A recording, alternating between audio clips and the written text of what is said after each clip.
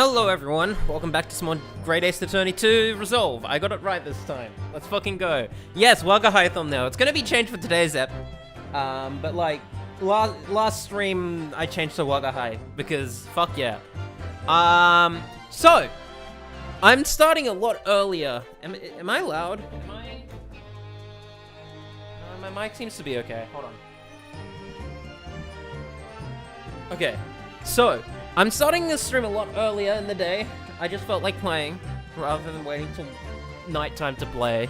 I have free time today, so I can do this. I'm just gonna go until I feel like I'm out of energy. So I'm not gonna worry about where I stop. If we start chapter 3, case 3 today, we'll see. I'm not too fussed, right? I'll probably stop around dinner time, though, annoying me. But yes, I'm just gonna keep going. I'm just gonna go and see how far we get, alright? Alright, now let's see if I can remember this, what do you call it? Testimony. Oh god, I feel so much more awake for the stream. Case 3 is pretty long. Yeah, I mean, I don't expect to finish case 3, but we can at least start it.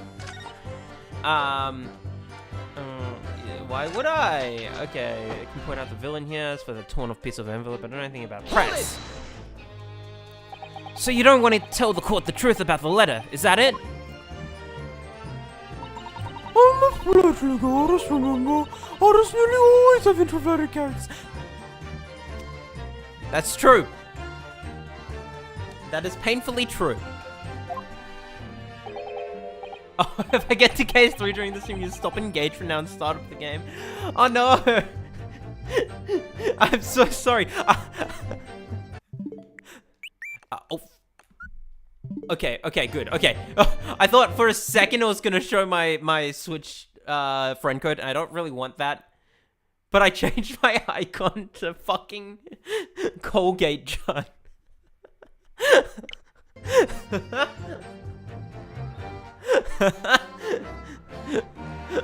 I couldn't resist. I couldn't fucking resist. Holy shit.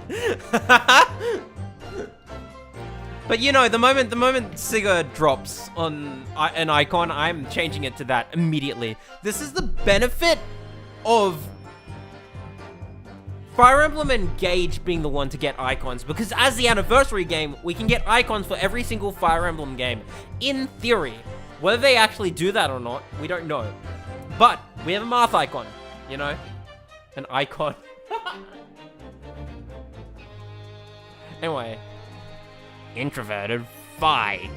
This fledgling doth readily cast aspersions about my nature. Yet I am an angel, a seraph. Birds do harmonize with my song. The wind doth frolic on my wing. Oh pity. Wherefore dost thou accuse one so pure of heart, ample woman? Pure of heart? I don't think so. Even a fledgling like me, can you just see you're just a failure? Tragedy, thou shalt not know the true heart of an artist, until thine instruction hereafter by death. Oh, the days, oh, the years, alas, to enlighten thee, thou must wait so long and in vain. Mr. Naruhodo, interject with some clever remark. This is your chance to shine. I'm no Shakespearean actor, Mr. Sato. No, as far as I can tell, the only thing that's going to resolve this argument is evidence, yes. Okay. It's clear that Miss Green did in fact break into Miss Shamsby's room, right? And that's where she found this letter. Yes, 2 more or less foregone conclusions that led me to one terrifying conclusion. Terrifying?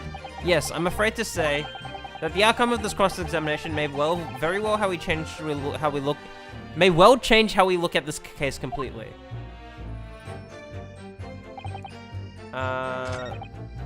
Darren. Okay, so do I present this? Why would I?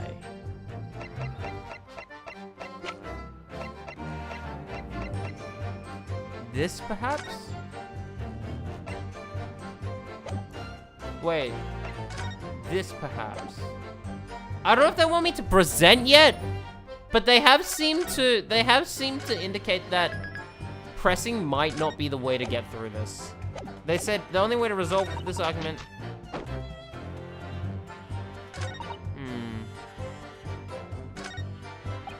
Like, part of me wants to see if I can just solve it by just presenting something, but there's nothing super obvious just yet.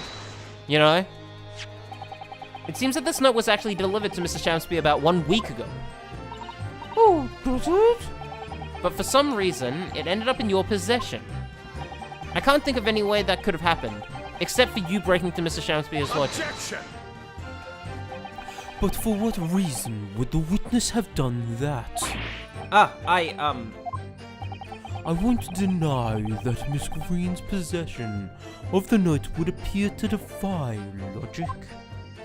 However, until and unless her involvement in this case can be proven in some other way, any further pursuit of this note is meaningless.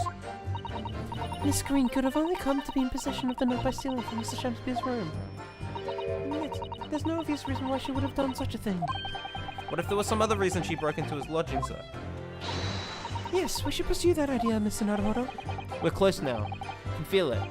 We're so close to a breakthrough.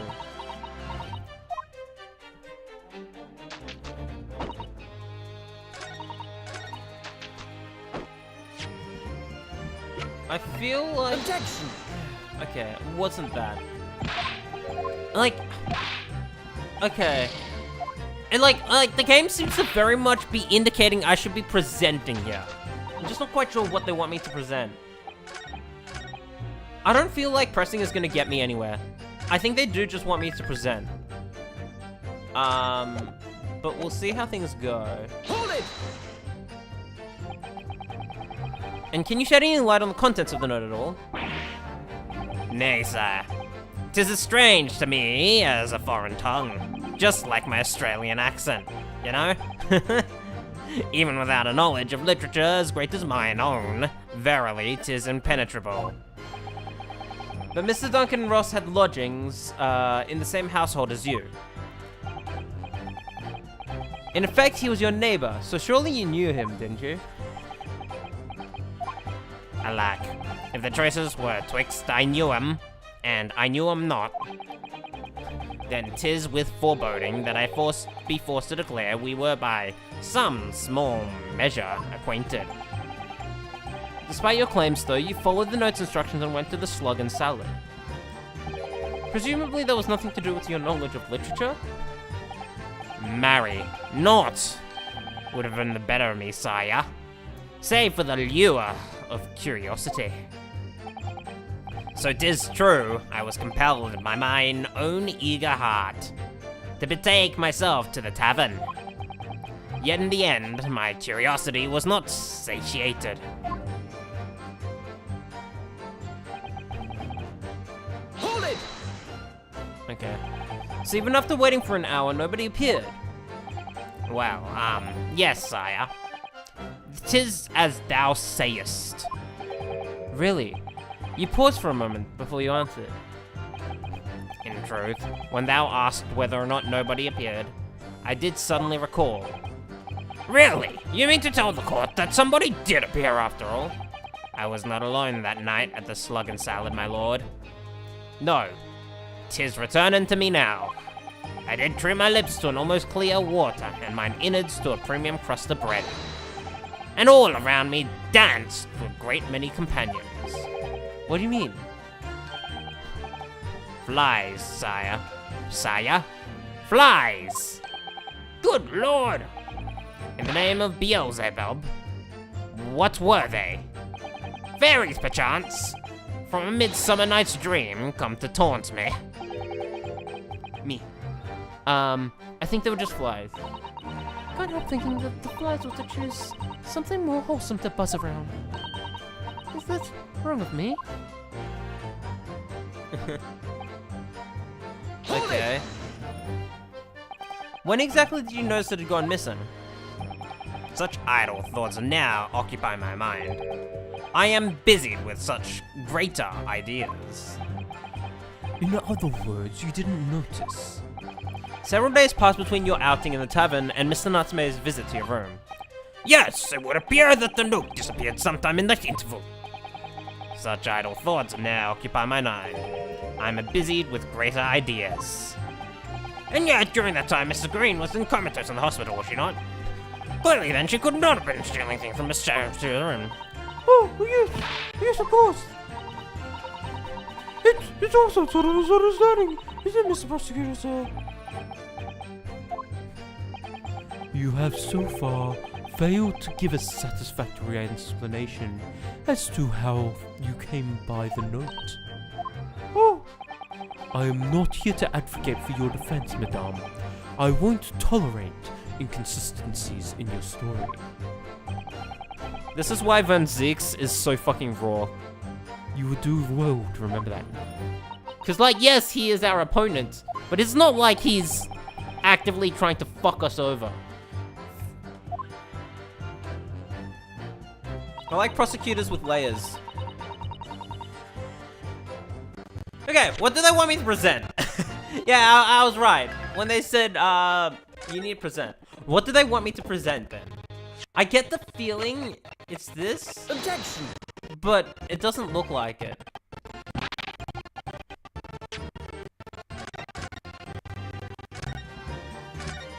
Okay.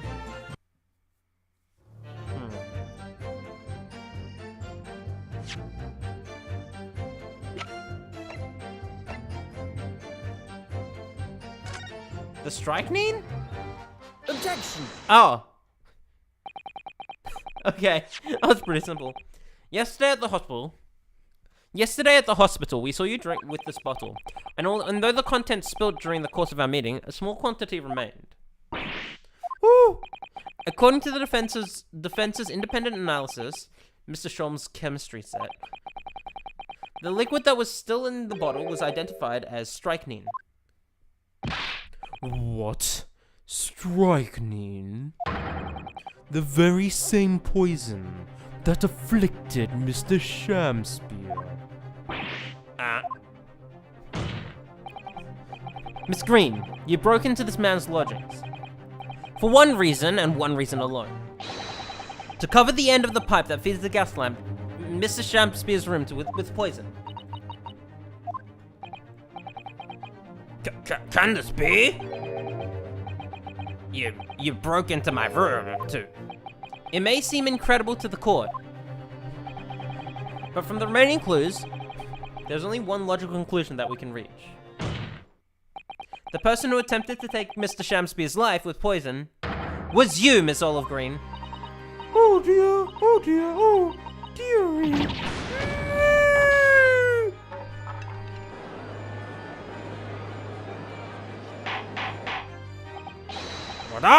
Order! Counsel, are you seriously suggesting this woman put poison on the end of the gas pipe with intent to kill? Yes, my lord. There's no other way to explain the facts. But Miss Green did indeed set this odious trap 6 days ago, and the victim had put his mouth to the pipe that very evening as expected. The attempted murder would have happened 6 days ago, surely. Well, that's a very good point. Perhaps not, my lord. See, this is why Van Zeeks is so fucking raw. Holy shit. God, I love this game so much. Holy shit. There was a significant police presence in the area that evening on account of the incident on Briar Road. Local residents were being interviewed throughout the night as part of the ongoing inquiry. A circumspect criminal would likely have chosen not to carry out any wrongdoing at that time. Lord Van Zeeks. And of course, the following morning, there was more activity at Mr. Shamspeare's address. More activity? Ah, yes. You mean his fellow lodger, Mr. Natsume, being arrested on suspicion of murder? That's right. And as the defense has already proposed, Mr. Shamspeare was meddling with the gas in the pipe for a very sinister reason himself, to cause the gas stove in Mr. Natsume's room to go out, thereby asphyxiating the occupant. But once Mr. Natsume had been arrested, his room was under constant surveillance by the police. In the circumstances, Mrs. Shamspeare had no reason to blow air into the gas pipe. His intended victim being in a prison cell. With the need to tamper with the gas removed, the poison on the pipe lay dormant. And then, 3 days ago now, the situation changed again. Right, Mr. Natsume's trial, which took place here at the Old Bailey, came to an end. The trial in which the man stood accused of stabbing Miss Green in the back, but was duly acquitted. That resulted in Mr. Natsume returning to his lodging for the first time in 2 days. And that very night, his gas stove mysteriously went out, and Mr. Shamspeare was mysteriously poisoned.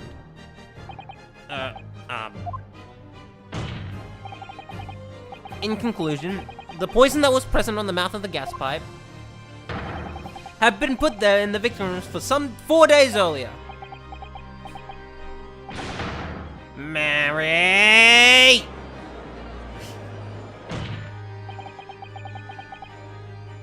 With that new understanding, it becomes clear that this letter was all part of the plan. What plan? The court will recall that the note gave instructions to visit the slug and sell it at 5 o'clock, and that the recipient should tell nobody else. The reason for those instructions are now clear. To ensure that the lodger would not be at home at the stated time. To make sure I wasn't home. Exactly. While you were out, Miss Green could safely slip into your room, knowing that she wouldn't be disturbed. You mean to say that letter? Was written by Miss Green, yes. And in order to cover her tracks, she took it away with her when she left. Just after she smeared poison over the mouth of the gas pipe in your room. Order! Order! What do you have to say for yourself, witness? Just who are ya? Why'd you try to kill me? Miss Green's motive should be obvious. It's all tied up with someone whose name we've heard several times already during the course of this trial. So, that's what's behind all this. You will share your apparent understanding with the court. Please, counsel. Which person is behind this woman's motive for the attack on the victim's life? Take that! Duncan Ross. That's right. Before the defendant, Mr. Natsume took up the residence in the lodgings at Mr. Garadev's. Somebody else was renting the room. Mr. Duncan Ross. I knew I'd heard that name somewhere else. It was all over the papers a month ago, when the man died in strange circumstances at the haunted lodgings. That does ring a vague. Ah, of course, yes. I remember now. The young man they claimed was strangled by the convict's curse or something or such. Sadly, my lord, it wasn't a curse of any kind, nor was it an accident. The man died as a result of Mr. Shamspeare blowing into the gas pipe and causing gas to leak into the room. It was a murder, plain and simple. Ah!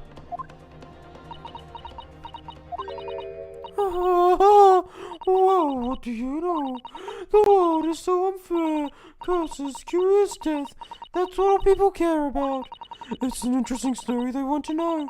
It doesn't cross their minds that real people are involved. And once they're bored, just 1 month later, once the story's lost its appeal, everyone's forgotten him. You mean you? Duncan was... Mr. Ross was Miss Green's fiancé. Fiance? You may not have known until now who Miss Green really is, Mr. Shamspeare. But she's known exactly who you are all along. Because you're her sworn enemy. The murderer who took the life of the man she was to marry. Marry?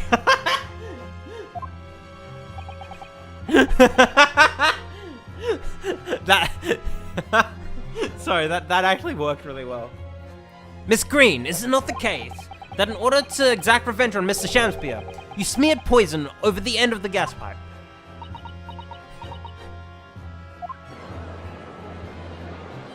This is a really depressing case. This is all quite extraordinary. Am I correct in my understanding that you now accuse both parties, counsel? Each on different counts of murder?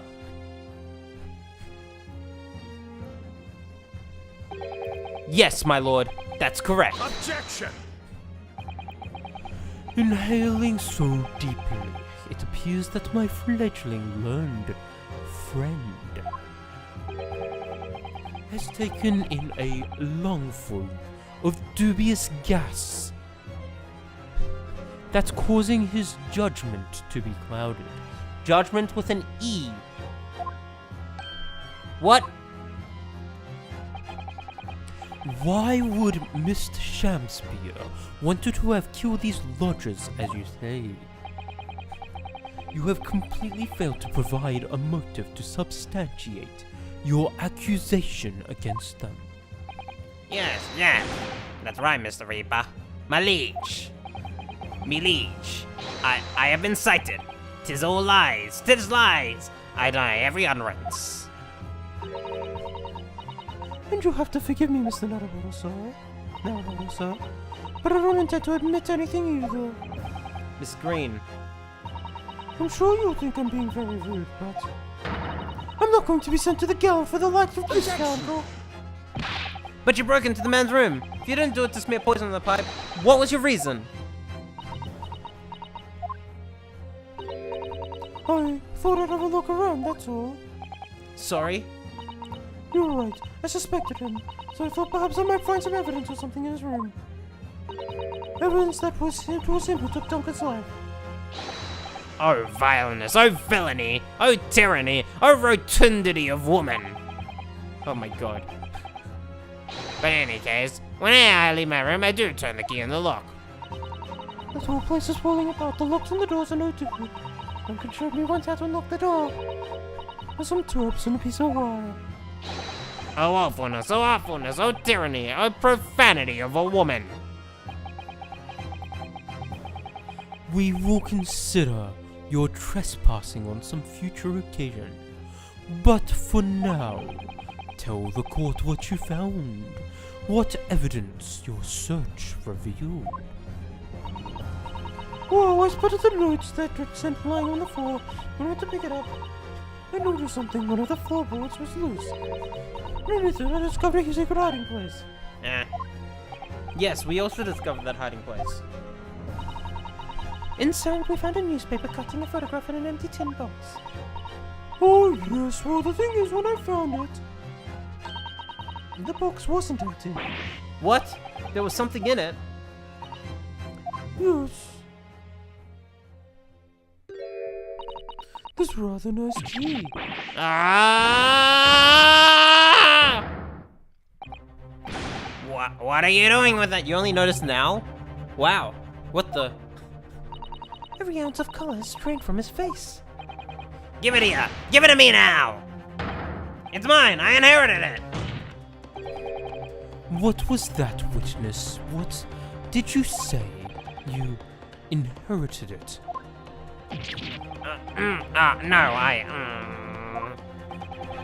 What's all this about? He inherited that key.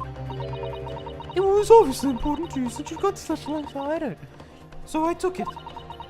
I don't know what it's for, but you took something precious from me, so I took something precious from you. Whatever it means you can't open something now. I don't care. Give it back this minute! Give it to me! Calm yourself, witness! So Mr. Shamspeare has tried, and in one case succeeded, to take the life of 2 lodgers now. Yes, his motive for doing so is the key to everything that's happened. It's true that there appears to be no motive to support the accusation against Mr. Shamspeare at first, but considering everything we know now, I think there's actually something that could explain it. What? Let's find the key we've lost, all the people cry in vain. I'm so out of key for that, but okay. I need to recall every piece of evidence at our disposal. The fucking, because I'm sure I just got a glimpse of the link that runs through all of these events. In that case, counsel, I must demand that you present evidence to the court in support of your claim. What is it that you say can explain the motivation for Mr. Shamspeare's alleged crimes? Take that! That's an official police report, is it not? The Selden file. How did you get a hold of that? Selden? The now sadly deceased Mr. Ross and the defendant Mr. Natsume have only one thing linking them. The fact that they are lodgings in the same room. Well, yes, we know this, certainly. A room that was formerly occupied by Selden. Until that is, he was arrested by Scotland Yard for his involvement in multiple burglaries. I see. And it so happens that the convict Selden left behind one very substantial mystery when he died. The sum £1,000 worth of loot that he stole, which is as yet remains to be found. Ah, yes, of course, it's coming back to me now. It's written in his file here. £1,000 lost en route to hell. That was how the papers summed it up. And it seems that one particular fellow inmate was with the convict in his final moments. It's not hard to imagine Selden entrusting that inmate with his most closely guarded secret, the location of the stolen loot, and perhaps a key to unlock whatever container the valuables were in. Oh, he was the inmate. Oh, you mean this key is... Mr. Shamspeare, it was you, wasn't it? You were at the capital offender's side when he died, were you not? What are you talking about? This is a false charge, I tell you. A false charge.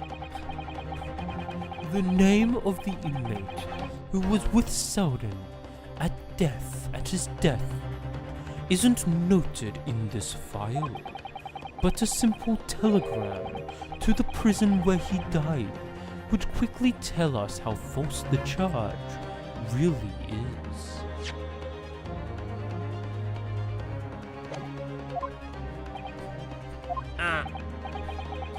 But even if it's true, why would the man be so intent on killing every subsequent occupant of the convict's lodgings? There's only one explanation for that, my lord. It was in that very room that Selden hid his loot.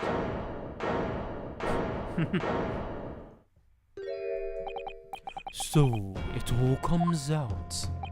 Yes, and having established that, all of Mr. Shamspeare's subsequent actions start to make perfect sense. When he was let out of prison following Selden's death, he made immediately for Mr. Garadeb's lodgings in hope of renting Selden's old room. However, the retired army man was unable to offer him the accommodation of his choice. Because Selden's old room had already been let to someone else, Mr. Duncan Ross. Oh! Which is why Mr. Shamspeare subsequently devised his gas-based plot to kill the occupant of the room. And when he was successful, he presumably intended to inquire about switching into the newly vacant room. However, a certain jittery someone had beaten him to it. Mr. Soseki Natsume, the defendant of this case, no less. So you decided to use the ploy with the gas again, didn't you, Mr. Shamspeare? This time to oust Mr. Natsume. All for one simple and avaricious reason. To get your hands on the £1,000 of loot left behind the dead by the dead convict.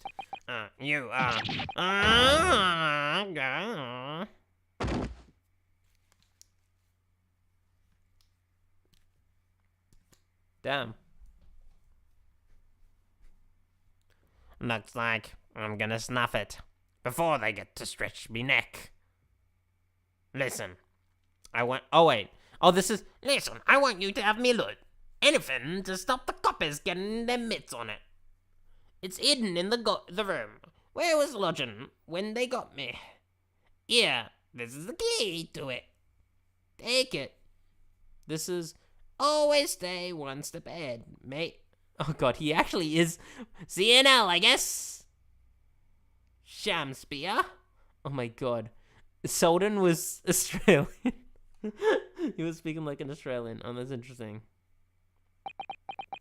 It's mine. What did you just say? It's mine. That loot. That loot is mine. Holy fucking shit. Holy fucking shit. Mr. Shamspear? It's all lies. I don't accept any of it. Why would I? After all, you don't have a shred of evidence. You can't prove. I killed that fellow. Forsooth, I'm the Vicaneer, remember? Isn't that right, ladies and gentlemen? If I don't admit to it, there's nothing you can do. You can't arrest me. For the time being, anyway. Verily, you can't arrest the victim, can you? Isn't that right, ladies and gentlemen? I'm so close, I just need a few more hours. I swore to myself that I'd get my hands on it. And I can almost taste it now. Do you really think I just give up? There's no question in my mind now. That man is guilty. Through and through. He seems so utterly intoxicated by the idea of that loot. I'm afraid that, however hard you press him, he'll never admit to what he's done, Mr. Naruto. There is a way. Pardon? There's one way I can finish him. No. He's already committed the most heinous crimes to get his hands on that loot, which means all we need to do is find it first. A fine plan, were it not for the fact that the police thoroughly searched the room following the death of Mr. Ross. If it's there at all, it must be very well hidden indeed. Without conclusive evidence, I certainly cannot rule. If there was only somewhere we could find the convict's loot quickly. This is the final piece in this complex puzzle, but I think we might have it in our possession already. Or rather, I think we may well have something that can help us find where that loot is hidden.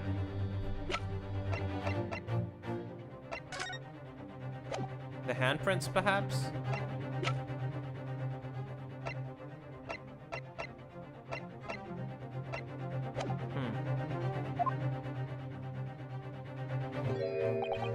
My lord! Yes, Counsel.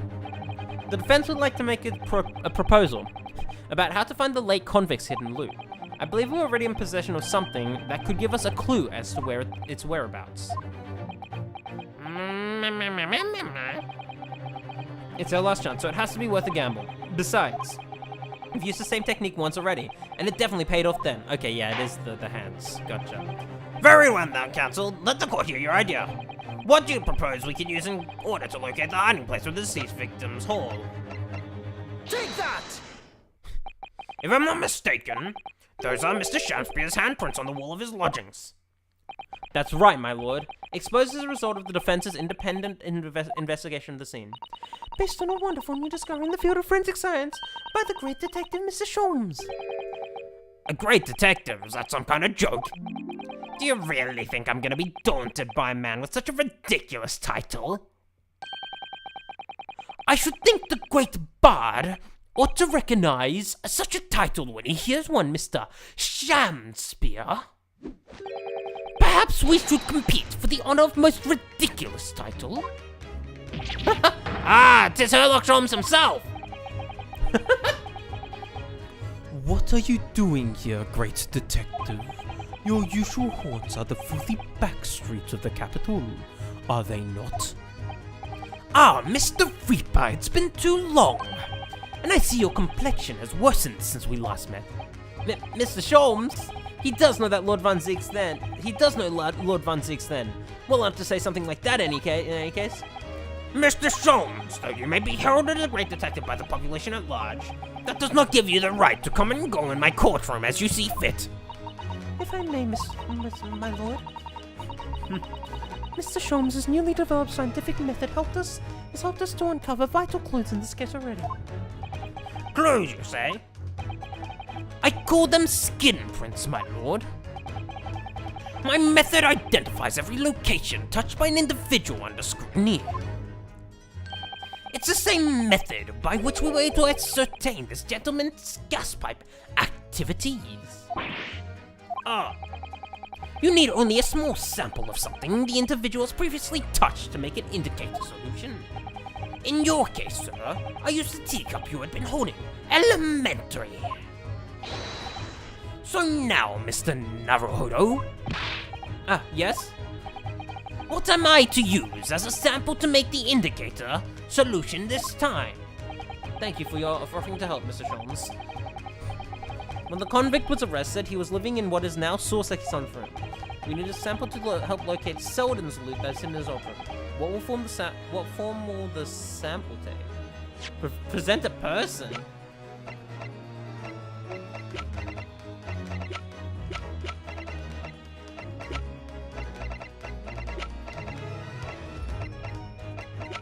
Oh, present a person, I got it. We will need something of Selden's in order to create the indicator solution to find his loot, and something that convict owned happens to be in the possession of somebody listed in the court record. Upon my word, Mr. Naruhodo, your powers of reasoning appear to be on the up. So, which particular person do you have in mind? From whom can we obtain possession of the late convict Selden to create the indicator solution? Take that! Miss Green! Oh, me? What do you want with me? The key around your neck, if you please. Sorry? Oh. That key belonged to Selden. There'll be remnants of secretions from the man's skin on its surface that we can use. Very true. That is the sample we need. Using it, we can create the indicator solution required for Mr. Sholmes' skin print seeker. And find out exactly what Selden touched in the room he used to rent. Mr. Shamspears, one great to another, I assure you. If the late convict's haul is hidden somewhere in his former lodgings, I shall uncover it in no more than 30 minutes. So, Mr. Shamspear, the truth is well within our grasp now, and as such, you will never get your hands on Selden's stolen wealth.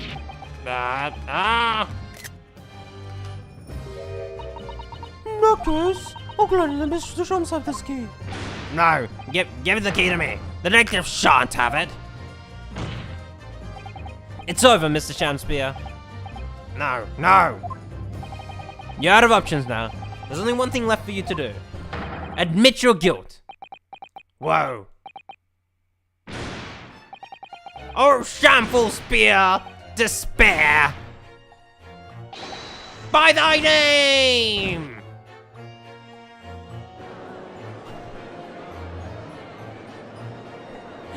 Starting off great, I still need a Fire Emblem. Wait. Oh, that's just shows the power of this game. God damn. I never intended to kill the man. I just wanted to drive him out of the room. That's all. So you'd have time to find the convict's haul of stolen goods. Yet after you'd killed the young man, you still didn't move into the room. I asked the landlord, of course. I pleaded with him, but he refused. Why? I was 3 months behind with the rent, for one thing. Mr. Garrett really has had a lot to put up with. And he had the gas repair work done immediately afterwards, putting the room out of action for a while. And then, this Japanese man swooped in at just the right moment to sign the new lease. Poor Mr. Natsume. What unfortunate timing. Then 5 days ago, after the incident on Briar Road, when the Japanese fellow got himself arrested, I thought I'd finally have my chance. But it wasn't to be. No, the scene was sealed off and guarded by the police, night and day.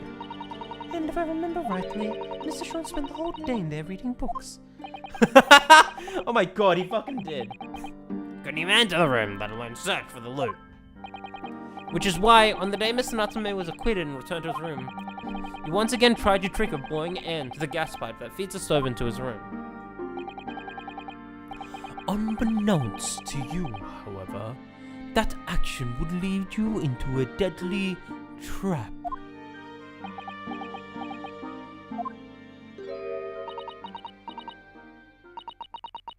William Shakespeare, how does it go? To be or not to be? That is the question. From Shakespeare's Hamlet, Act 3, Scene 1. Well, let me tell you, in your case, it's not to be. That's the answer. You deserve to die for what you've done.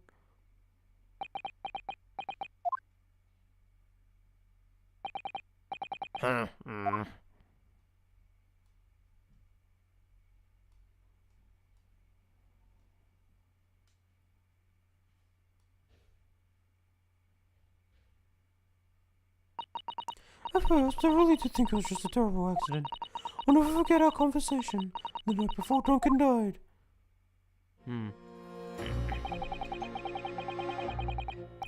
The gas supply in my new lodgings are a complete disaster, you know, Olive. The gas supply? Yes, the stove always seems to go out in the middle of the night for some reason. That's no joke. They say it's the convicts. This is the convict's curse. Oh, Duncan, please, don't stay there. I don't care how cheap it is. Alright then, if it's that important to you, I'll start looking for a new place. There are spare rooms at my house. Why did you leave that on our room tonight? No, I'd better not. We said we'd wait until we graduated before we told our parents, remember?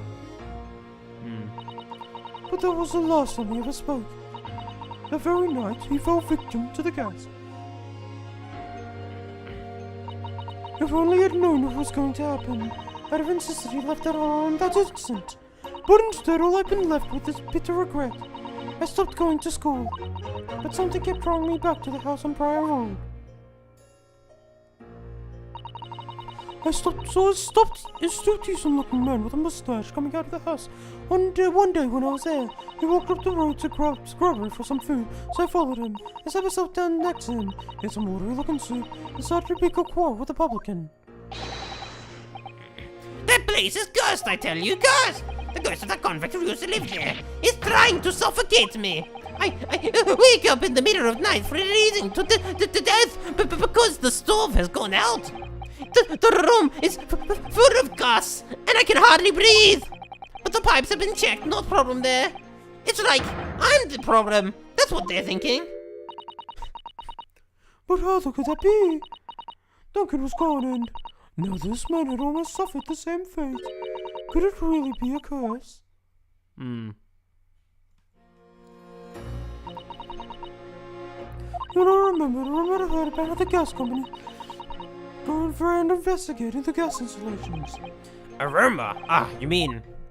Yes, everybody's heard the stories, it seems, about how they go about checking the pipes.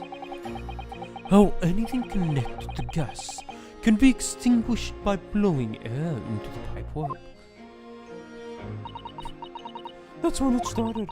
A little flicker of doubt in the back of my mind that just wouldn't go away. Was it really an accident, though? Once I had the idea, it wouldn't leave me alone. It plagued me day and night. So I brought this at one of the black markets in East End. Black market? I've never been. I just heard people talk about them. You really can buy anything you can think of there. In some ways, being able to get my hands on this so easily made me even more determined. I had to find out, one way or another, was Duncan's death an accident, or was it a murder? And your chosen method... And your chosen method for establishing the truth was simple, but highly effective. Smear poison on the gas pipe you suspected the man of tampering with, and wait. If Mr. Shamsby was innocent, nothing would come of what you'd done. But if he was guilty, he would pay for his crimes dearly. I found out the name of the man I suspected, William Shakespeare, and then I wrote him this little note. I have information regarding the death of Duncan Ross. Come to the Slug and Salad on Prior Road at 5 p.m. on the 17th. Don't tell anybody else about this letter or the meeting. It is a matter of utmost importance.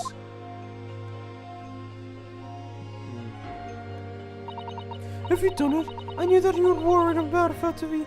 I knew that would worry him enough so he'd be sure to go. God. Really depressing.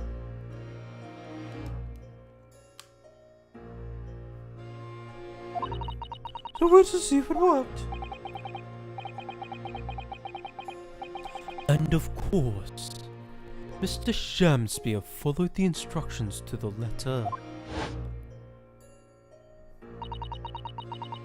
You know, it's interesting you say that, Kurt, because there's a visual novel I read recently where he was talking, it was Higurashi, right? And one of the, after you beat each arc, there's like a little, bonus thing, like a staff room thing you can do with the game, and you can kind of, and the writer of the story kind of talks about sort of his, reasons for, writing the story. And there's one point where he's like, I'm not writing this, I can't remember explicitly what it was, but he was talking about whether you can sympathize with a murderer in a piece of fiction, right? And he was like, I'm not asking if you can, if you in the situation, what was it? I'm not asking you to sympathize with the murderer. I'm asking you to see if you can understand why they would take those actions. And I think in Olive's case, she definitely falls into that. I can understand why she would do that, and you feel bad for her. That doesn't mean you should forgive them for their actions, obviously, but it is a very interesting line of thought, I think. And I don't know, just this whole deal with Olive doing what she did reminds me of that sort of, you don't have to forgive them or think that their actions are justified, but can you understand why they did what they did? And I think Olive definitely is an exemplary example of that.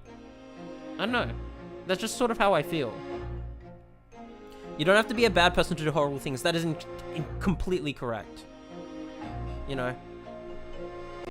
I worked out where the gas pipe was straight away, so I smeared a good amount of poison and I poured all around the mouth of the pipe, all the time praying that the devil's work wouldn't be done, and that was all just some wild fantasy. Actually, no. All the time praying that the devil's work would be done, and that the culprit gets his just desserts.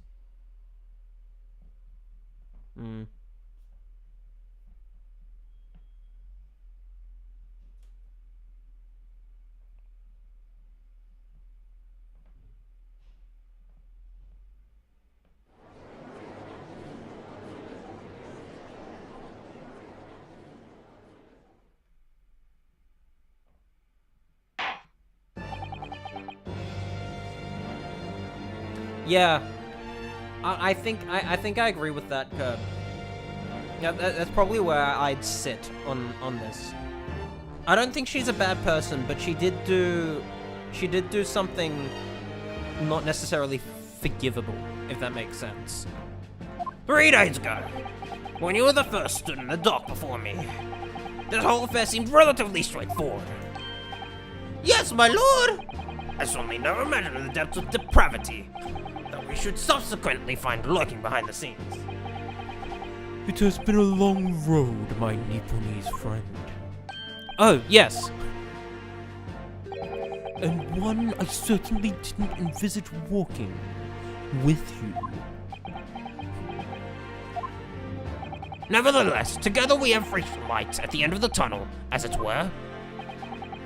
Miss Green, Yes, my lord.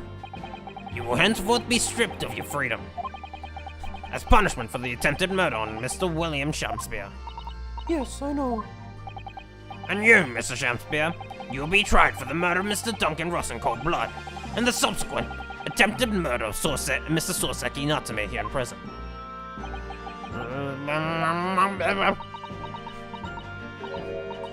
Mr. Naruhodo, Yes? yesterday at the hospital, when you and your friends stopped me from... From ending your life by drinking what was left in the poison bottle. I wasn't myself. I can't even really remember what was going through my head. My mind. If it was a wig, I think he would have taken it off during the breakdown. To be or not to be, I suppose. That's a question that's so hard to answer, it seems. Well, personally, I'm glad of your being here, Miss Green. Oh! And I'd like to believe that's a blessing Mr. Champier didn't die when he ingested the poison. For your sake, at the very least.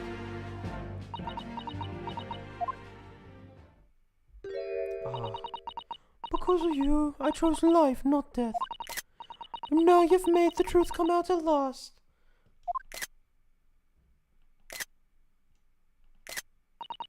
Really, I can't thank you enough. I'm Miss Green. Mr. Soseki Natsume. Yes, my lord! The court declares that you are exonerated from all blame in this matter. Accordingly, I would call upon the ladies and gentlemen of the jury to present a verdict of guilty or not guilty. We are in full agreement, my lord. In that case, I hereby declare the defendant Not guilty. There we go. Yeah. I'm glad I stopped last time, considering that, that was a whole hour. Took me an hour to get through that. I'm glad I stopped where I did last time. Court is adjourned. Hey, that was a... God. I really like the writing of this game. Oh my god. Holy shit. Oh my god. There's not been a bad case so far. Granted, I felt the same about the first game until we got to case 4. But somehow this game made case 4 a lot more relevant, you know? That was very poggers of you, Judge. I still think the 4th case of the last game is filler, but it's nice that it ties into this, and I think it's a neat way of doing it in hindsight. I still think the 4th case is filler. I still think case 4 of the first game is filler, regardless, but you know. Oh yes, yes, at the last. Divine justice duly done. Divine justice? My dear fellow, if there were any divine justice in this world, you would shave that mustache. No, this has nothing to do with my mustache. I would say this would be my favorite case in the game if every case after it wasn't better, but that just speaks how volumes to how fucking good this game is. Yeah, wow. Nothing really happened in the 4th case. No one died. Mr. Natsume was accused of murder, and it was an accident that someone got stabbed. That's exactly what happened. You know? That's why it feels so weird, especially as a 4th case. Now that I'm playing the 2nd game, I can see what they were doing with it, but holy shit, imagine playing that 4th case, right? You got a dude's wife in jail for manslaughter. Wait, did she actually go to jail? It was an accident. I thought they didn't really rule on that. Wait, she did? But that's an accident. What? Okay.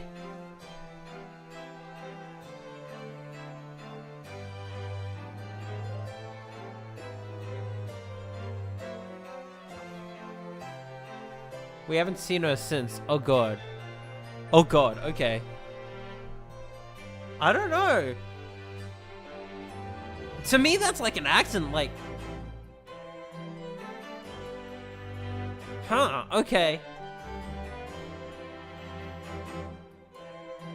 Well...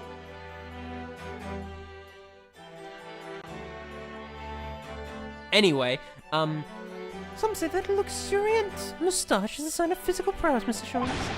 Welcome, June, Mr. Naruto Esquire, once again, you saved me from doom! I have Doom. I should play it at some point. I'm very happy to have been able to help, Mr. Natsume. Congratulations on your acquittal. You're second in almost as many days. I was first acquainted with and gained affection for English literature whilst in my great home Esquire. And then, by a twist of fate, I was brought to the land that bore the fruit of that literature. Only, the city of bricks and mortar became my prison. Try as I might, I never found my feet here. In the end, I confined myself to my room and lived life through friendly old books. You've such a difficult time, haven't you? Ah, but a week ago now. I dragged you out of that dark and dingy room of yours, did I not? You did. I've seen more life in this week in all my years to date.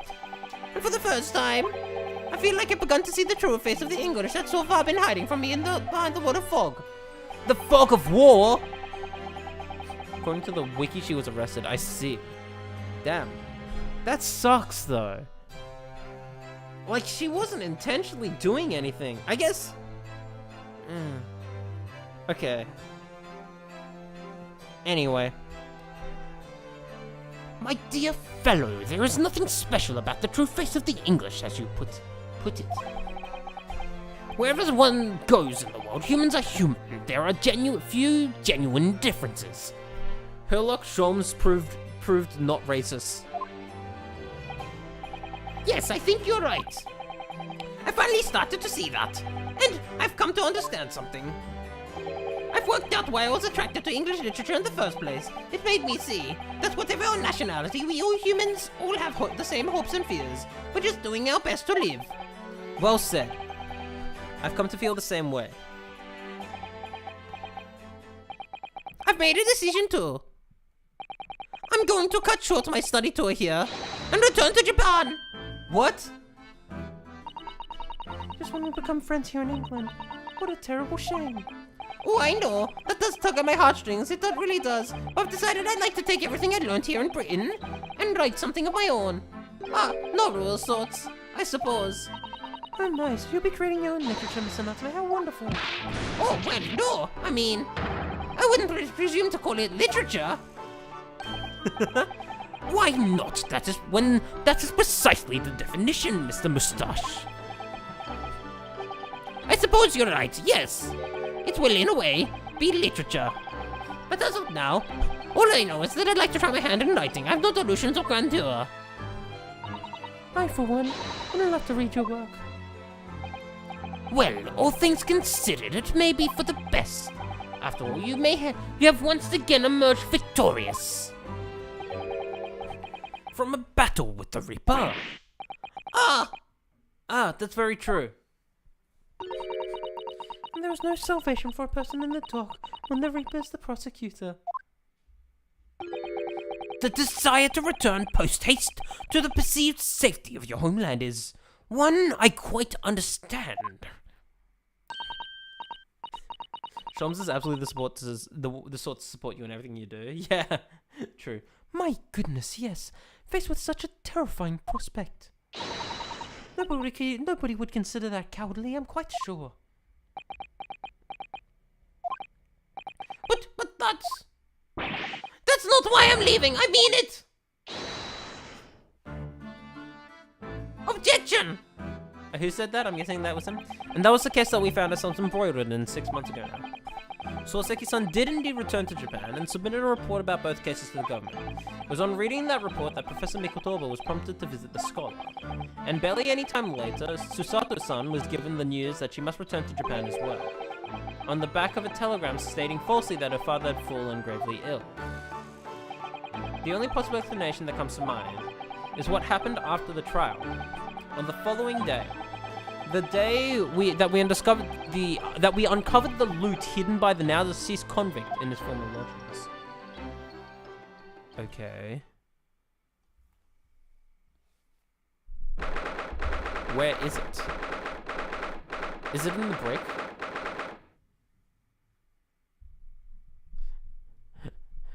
At the same time, he seems to be the kind of guy intentionally vague about just things to be annoying. He'd be the worst husband since he'd keep disappearing one. God. Sholmes is such a fucking character, isn't he? Holy shit. Oh, well done, Mr. Sholmes. How simply marvelous of you, the publishers of the hit game Daemon X Machina for the Nintendo Switch, later ported to PC. Poor Iris. Yeah, she's probably used to it. To uncover the secret hiding place in just one day. Wasn't it supposed to take 30 minutes? As I believe I told you, my dear fellows, skin prints are extremely useful in such situations. Would you agree, Gregson?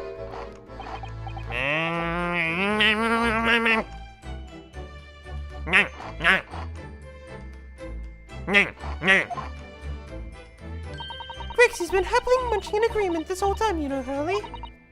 Happily, I think perhaps humorously, might be closer to the truth. I want fish and chips for dinner tonight. It is a Friday night, so I might go get some.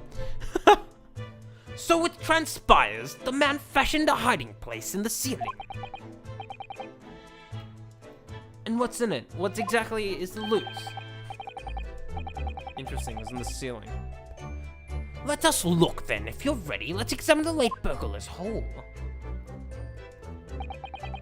What is that? Oh, it's got blood on it. It looks to be some sort of neckband or collar. B? Phantom Thief B? A collar? It's huge though. And look at all the gemstones in it. I can see what else claimed to be worth £1,000. Perhaps I could have it as a belt. Oh, have you noticed on the inside there are some dark stains?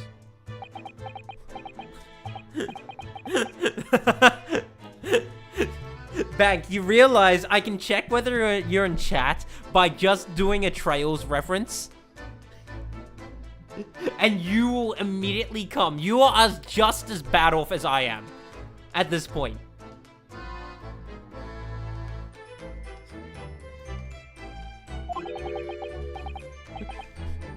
They could blood. You don't think they could be blood, do you? I mean, there's quite a lot of it. On second thoughts, perhaps I won't have it as a belt. And of course, there's this emblem here. The fire emblem? A large letter B and a small crown. B for bank? What does it signify, do you think? Oh, I hadn't noticed that. Emblem engage! Look at my icon. Holy shit, it looks so good. Holy fucking shit.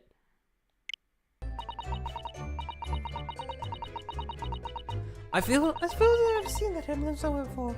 You know, where could it have been? That's enough of that, I think. What? What's the matter with Mr. Shawns? All the color has drained from his face.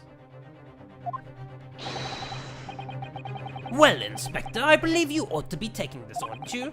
Might be valuable evidence, after all. Must be kept safely under lock and key. Ah, yes. Get your grubby hands off that, you lot, and hand it over, now! Never seen a collar that large before. And in all those jewels, it certainly looked to be extremely valuable. But that's not what stood out the most to me. At least, not once I'd noticed it. Those dark marks on the inside of the collar. Those stains. Could they really have been blood? It's grape juice. Start Trails after Yakuza 7. He's committed to it, guys! He's fucking committed to it! Let's fucking go! I will hold you to that, May.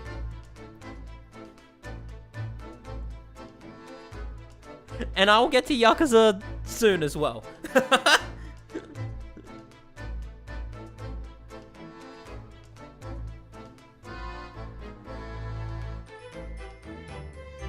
Oh, they? Good to know. Thanks for letting me know. My bad.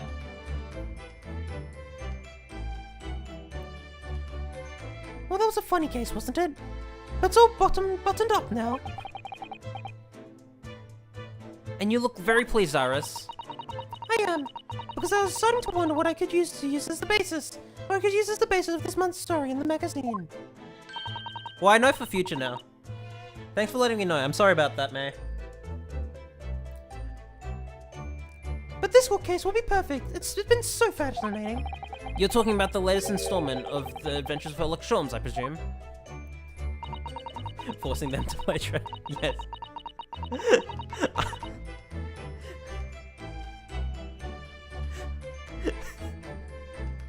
Have you ever been to PAX, May? Come down to PAX. Come down to PAX this year, and I can do that. Be easy.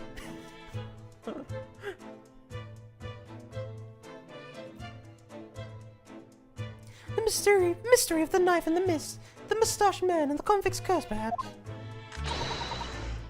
Could make it a 2-part story. Oh, I can't wait.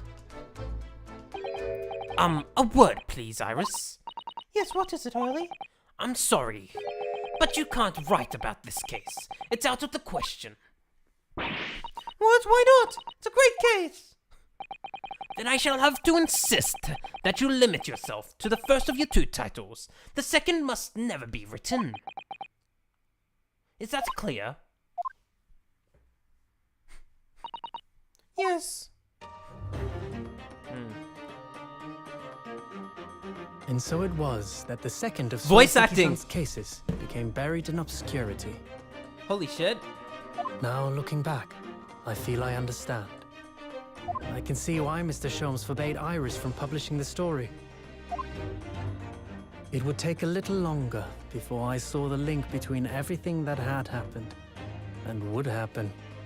For it wasn't until 2 months after the arrival of Susato-san's letter that events began to unfurl again. With an incident that took place at the very heart of the eagerly awaited Great Exhibition of London.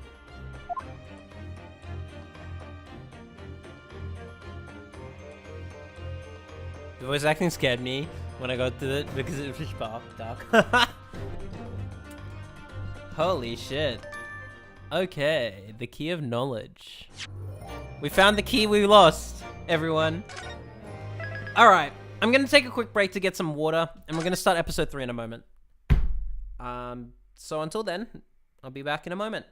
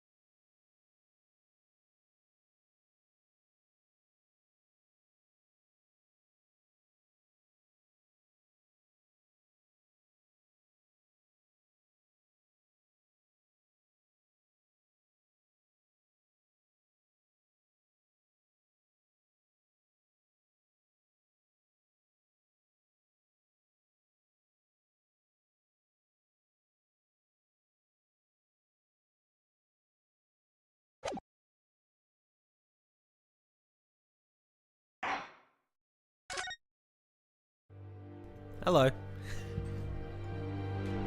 Fuck you. I'm just reading the chat. Fuck you. I'm not clicking that link. I know what it is. The grand end of the century Great Exhibition of London. Surely there is not a soul who has failed to hear of it.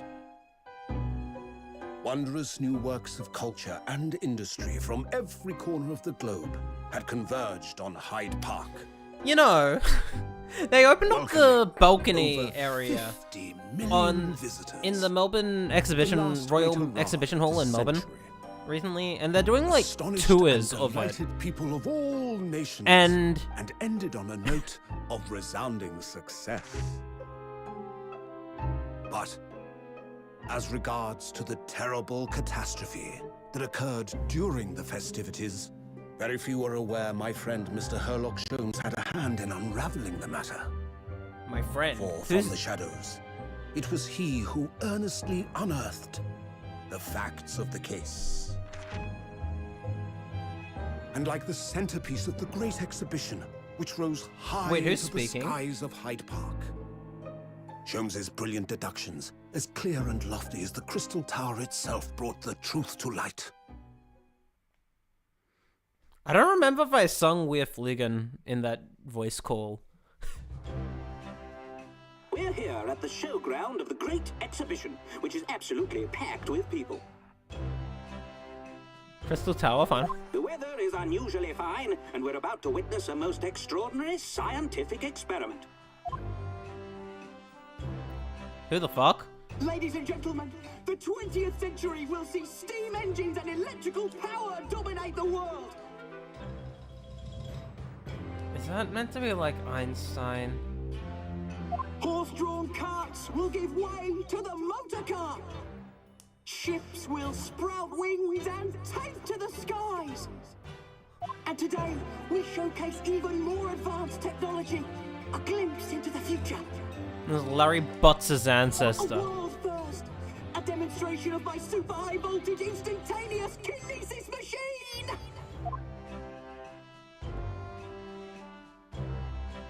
A man will literally be disassembled by a pulse of high voltage electricity and beamed to another location.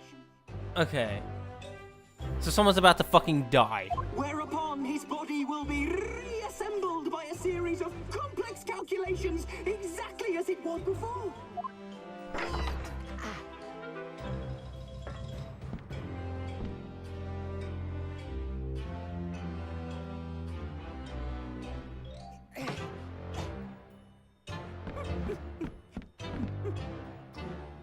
In but a few moments from now, You say that about every case. You know, it's funny. Sometimes I'm like concerned about being overhyped for a game.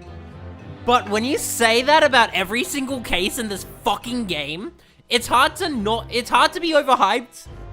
You know, it's very hard to be overhyped when everything is like so good already and you say it gets better. It's like, okay, it's already good. I don't mind. You know, it's so hard. You know, it's one of those, it's such a weird game where, like, people have been overhyping me for it. Like, what I normally consider overhyping me for a game, but, like, no, it's fucking delivering. I'm not expecting to feel, like, disappointed at any point because people are like, oh, this is the best thing Ace Attorney game ever, you know? I feel like it's going to deliver, and so far, it absolutely fucking has. this gentleman will, in the blink of an eye, complete an incredible journey through the air. To arrive an instant later on the Crystal Tower behind you! This one, yes! Woo!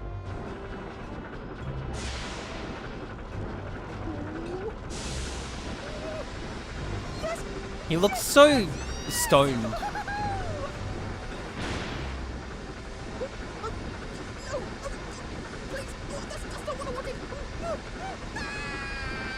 I have to take some time with this character story instead of rushing through it, yeah. It helps that I'm not feeling rushed to get through this game. Well, I sort of am. I want to get to Fire Emblem, but at the same time, I don't want to rush this because it's so good. I just want to enjoy it, you know? Reno, are you listening? Oh, sorry, what was that, Iris? What's the matter with you? You've been miles away all morning. Didn't you like what I cooked for breakfast? No, that's not it at all. What were we talking about again? Today's paper, it's full of news about the Great Exhibition again. Yes, the Great Exhibition. I'd like to go sometime. You're really not your usual self today. You seem very down. Don't you agree, Early? This again. Did you say something, Iris? Oh gosh, you're even more down.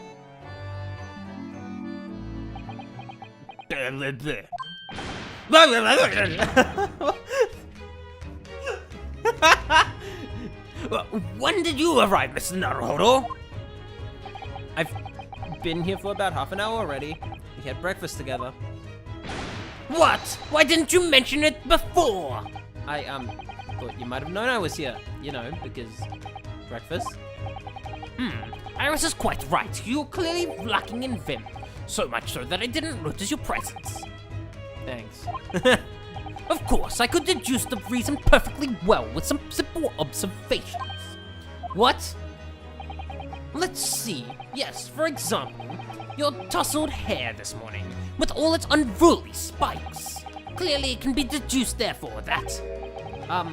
Let me stop you there, Mr. Shom, because I think I can see where this is going. My hair always looks like this. It always has, ever since we first met, in fact. Oh, really? How interesting. Just doesn't look like a haircut as such, I suppose. Ha ha ha ha ha ha! Thanks again. It crossed my mind recently that it's been 6 months now. 6 months? Since I was forbidden from working in court. So I've been wondering how much longer I'm going to be banned. Oh, well, that would explain why you seem rather glum. Don't you agree, Hurley?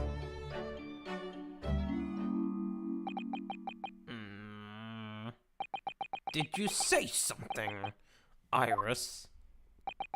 Back to moping.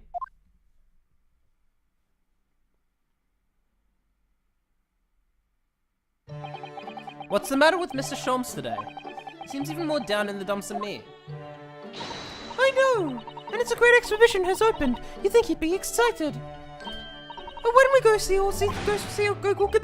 see it together? I want to. Of course I do. But I can't. Not for the time being. Why not? Why not? Why not? Because I'm a great detective after all. So you're embroiled in some kind of tricky case that you can't be distracted from. Is that it? I don't remember hearing that you're working on a case, Hurley. I suppose I should try to find out what's going on. Alright. First off, though, what do we have to say this chapter? Every time I look at that machine, I can't help thinking what a monstrosity it is. What's it called again? The Great Analytoscope. It can analyze absolutely anything, you know? It does seem incredible, and at the same time, incredibly useless. Ah, but it looks impressive, doesn't it? So that makes it very useful. How does that make it useful? Because it means you can pawn it for lots of money. If the pawnbrokers always make out of remarks like, what an incredible looking machine. Charlie often takes it to the pawn shop when he's a little short. It sounds like this thing pulls weight around here more than I realize. Having its weight pulled around. Oh, I meant to do the violin, my bad. Ah yes, Mr. Sean's faithful musical companion. Wasn't this violin made by somebody famous? Yes, it's Stradivarius. I'm afraid you have to save up for 100 years before you can afford one, Reno. If I were to save up for 100 years, you wouldn't choose to buy a violin, personally. Oh, what would you buy then? I really have no idea. I think I have to do it so I can find out. Books, papers, scientific implements. These shelves are stuffed to the gutted. Oh, excuse me. Mrs. Sato wouldn't be able to help herself if she were here. She can't stand mess. Susie might not be able to stand mess, but you wouldn't dare touch those shelves. Oh wait, this is the same dialogue, isn't it? I feel like this is identical dialogue. Yeah, there's probably no point in actually... No, like, yeah, this is identical. I think the violin dialogue was different, and I think the analytoscope dialogue was different. But I'm not sure about the rest.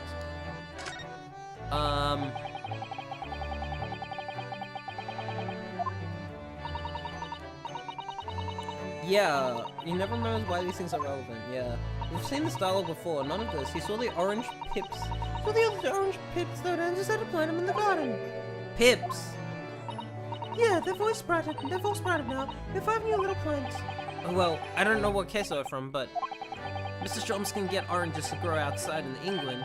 He should change his profession. Huh? Hey, not all of it's the same then. I do love a good fire in the colder months. Watching the flames flickering and dancing about is just so very relaxing. Cleaning out the chimney isn't so relaxing though. No, getting covered in soot isn't my idea of fun. You know, Harley decided he was going to clean it out himself last year. But you can guess what happened, can't you? He got himself stuck inside the flue. He's a very slim man, I admit, but there are limits to what where a fully man grower can fit. Not every time he dozes off by the fire. Now every time he dozes off the fire, he has nightmares about it. Okay. Ah yes, the huge metal chest with the lace cloth on it, being used as a table for tea and coffee. It's very sturdy, that's for sure, and firmly locked shut. That chest contains my father's detailed records, of Hurley's many cases. Yes, so I've been led to believe. Though personally, I've never actually. This is the same. Cool.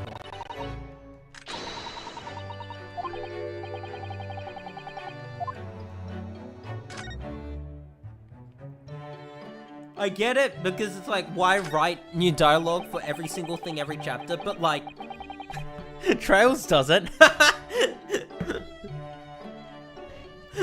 Multiple times in one chapter. NPC dialogue changes. Is the stream doing alright? It seems like the bitrate is kind of dying, and I'm not sure what the reason for that is.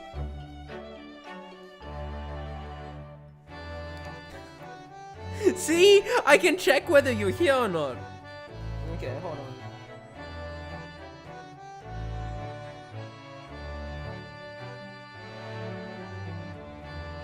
Yeah, it looks like I'm dropping frames. Holy shit, what the fuck is going on?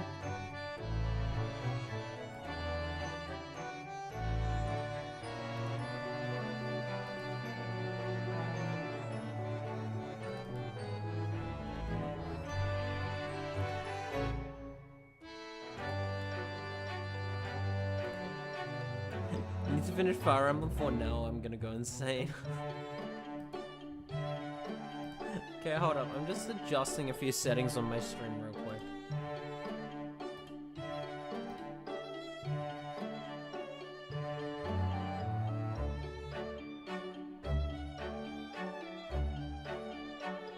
Okay, seems to have gotten back to its normal pit or whatever. Vim and vigor. Oh, do be careful, Renee. You mustn't try the contents. Okay, this is the same thing. I'm going insane to get back to a Fire Emblem game bank. So I know how you feel. But at the same time, like I said, I'm enjoying this so much that I kind of don't care. But when I finish this game, there's one game I want to play between this and Fire Emblem 7. But God, I really want to get to Fire Emblem. Okay, this is all the same.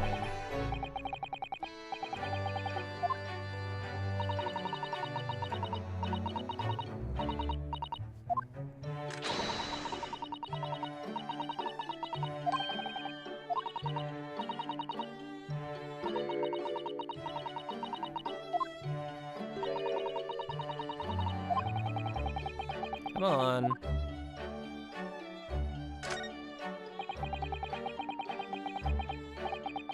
I look forward to finding out what aroma your tea will have, Iris, every single day. Oh, I've used a different concoction, I've heard. Okay. Again, it's the same. I'm checking just to make sure, but like, maybe I don't need to. It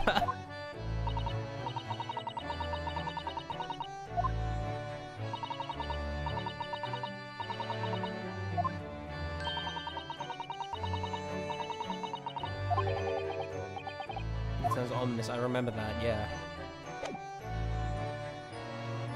You play, Heroes every day, so you're rarely left wanting to play more Fire Emblem. Okay, that's fair. Converse, here we go. Event 6 months ago. Half a year ago now, I took on the defense of a young girl in a trial heard at the Old Bailey. What at first seemed like a simple case of murder that took place at the London pawnbrokery turned out to be one part of a much more far-reaching plot that involved the British government. During the course of the trial, it was found that I made an unavoidable yet at the same time unforgivable mistake. Acquitting a murderer, yeah. Words found me. This situation is utterly deplorable. Mr. Naruhodo. Yes, my lord. I will decide upon your fate following the conclusion of this trial. Of course, my lord. Right.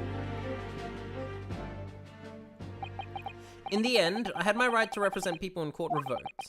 I was told I had to spend my time in research and study, so that's what I've been doing. You have, haven't you, Bruno? Reading all those big fat tomes about British law up in your room. And the notes and Shom's, things. In Shom's own about Shom's old cases. Hold up. I keep forgetting to... Oh my god. Brewing Iris's special blends of tea, fetching daily bread for me. You've become something of a manservant around here. Start on the silverware next, Master Naruhodo. Well, I'm thinking of going to ask the powers that be to reconsider. Specifically Lord Strongheart at the British Supreme Court on Whitehall. Lord Strongheart? Ah, the delightful Lord Chief Justice. Not my favorite fellow. He's not mine either, but he's the man I have to talk to. He's the only one who can grant permission for me to start working in the courts again. I came to Britain to become the best lawyer I could, and I can't do that just sitting around here.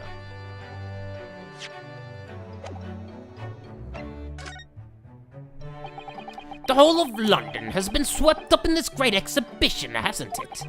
The most advanced science, the most modern technology, the finest works of art and feats of engineering. Most I've ever touched Fire Emblem, like 10 Minutes of Heroes, where I got that one Summer Violet skin immediately uninstalled the game. Okay. I touched Fire Emblem Heroes when it released, and then never again. At the time, it was basically just Fates. But now it's like everything, and I do not want to be spoiled for old stuff, you know? For the next 6 months, our capital will be showcasing these things, and the world will be watching. Oh, do you know what I'd like to do? I'd like to look down on London from one of those lovely balloons. Look down on... Do you mean those things fly? Yes, of course. They fly high in the sky. Don't even need wings at all. All you need is hot air. But how? How does hot air have anything to do with flying? Makes no sense. I can't understand it at all. That's true of a lot of new scientific discoveries. Most people can't understand them at first. But in 100 years' time, all these things will just be common knowledge. I suppose they might be. Mind you, some of the science about being demonstrated seems very questionable. Something went wrong with the open experimentation stage yesterday, apparently. There was a huge explosion. Still, wish I'd seen it though. I'd love to see how bad some of these scam experiments really are. Says the innocent 10-year-old girl. See here. Every page of this paper carries some article or other about the Great Exhibition. But the brighter things shine, the darker the shadows that are cast behind them. Personally, I find myself drawn to the darkness, to the impenetrable. That is my proper atmosphere. Look at Edgy McEdge face. Holy shit.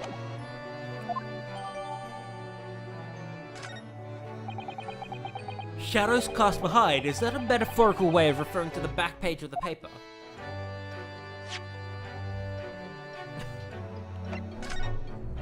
Okay. Every article on the front page is news about the Great Exhibition. Public experiments to demonstrate the brand new scientific ideas, cultural exhibits from around the globe. It's also positive and hopeful about the coming century. We must all go see it properly before too long. Oh shit, what? Oh shit, what? So many glowing reports about the Great Exhibitions. And everything that's going on there. Other than this rather gloomy looking one. Wait, what? What's the matter, Bruno? Yeah, what? The Reaper attacked. That's Lord Von Zieks. This must be what Mr. Sholmes was talking about. Does he know any more, I wonder? I said, wait, what? And then I said, wait, what? Lost cat? God, okay.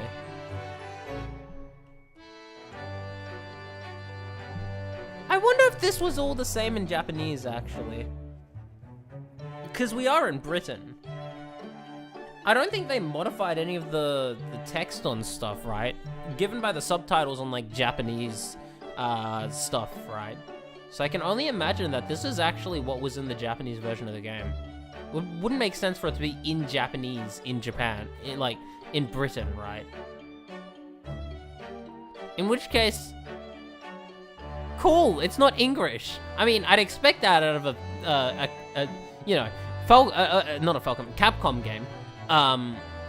They're not exactly a small company. They could easily get people to help them with that, but like, still.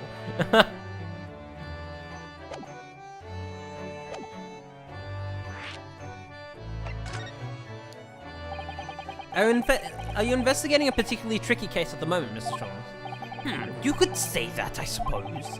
Nothing more to add? That's not like you. What sort of case is it? Shh! Quiet, Mr. Naruhodo. We must not discuss it here. You never know who might be listening. You're acting very strangely, Early. What do you mean, Iris? Well, usually, the more mysterious and complicated cases, the better Hurley's mood. Ah. Is it really a case that's bothering you? Iris, please, you mustn't exercise your astute powers of observation and deduction on me without invitation. Remember what I always say. Put yourself in the shoes of the individual about whom you're making deductions. You say that, do you? You, Mr. Chalmers. Never mind. Once I've had a cup of tea, I must make my way to the at once to the crime scene. Ha! That was a deep sigh. Probably this. It's actually probably this, yeah. It says in the paper that Lord Van Zieks was attacked. That's terrible. You know the legend of the Reaper of the Bailey, of course, don't you? Only too well, in fact. In fact, yes, Prosecutor Baruch Von Zieks. They say that if the Reaper's prosecutor in a case, there's no salvation for whoever's in the dock. Even if the defender is found not guilty. Once the Reaper has someone in his sights, one way or another, that person's time left on this earth will be short. London's finest rogues always find ways around the law. They'll stop at nothing to secure an acquittal at trial, falsifying evidence, paying sham witnesses, threatening jurors, bribing judges. But even such devious tactics as these cannot save them from the hand of the Reaper. As you've experienced yourself, haven't you, Mr. Naruhodo? Yes, I've seen the Reaper's retribution at work. Many of these criminal rogues are reckless and quite unafraid to die. If a leader among their fraternity is seen to have been taken by the Reaper, retaliation like this does occur. Really, the capital has a never-ending supply of such scoundrels. So, do you mean Lord Van Zieks has been attacked like this before? This isn't the first time. He's quite an accomplished combatant, you know.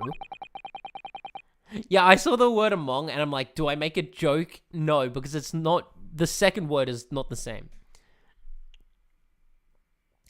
He doesn't take these attacks lying down, although it seems that his assailants were armed with guns this time.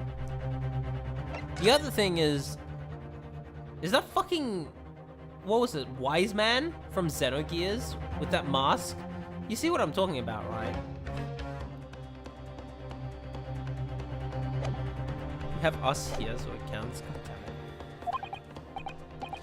Oh my goodness, is he alright then? Is that Lord Van Zieks hurt? My dear fellow, how on earth will I know? Well, in the article here it says, as to what of Lord Van Zieks and its condition. All will be revealed in tomorrow morning's edition. Ah, I see. Well, we shall have to be patient then. Takahashi is caused severe brain rot to us all. I must call him like the name of a Trails character that is very similar to Wise Man. Banknose. I can't say, but Banknose.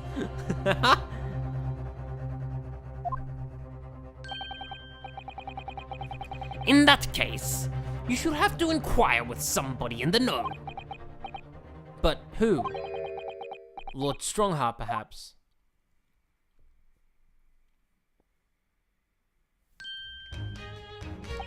Well, I must be leaving now.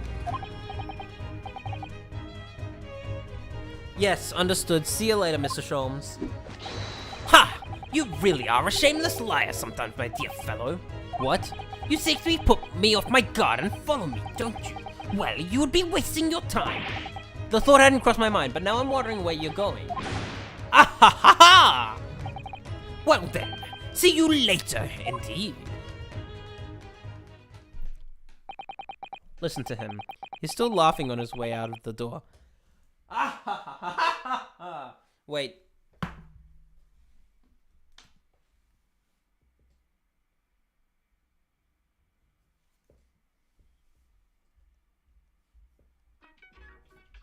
That is an ad. I didn't expect to find an ad.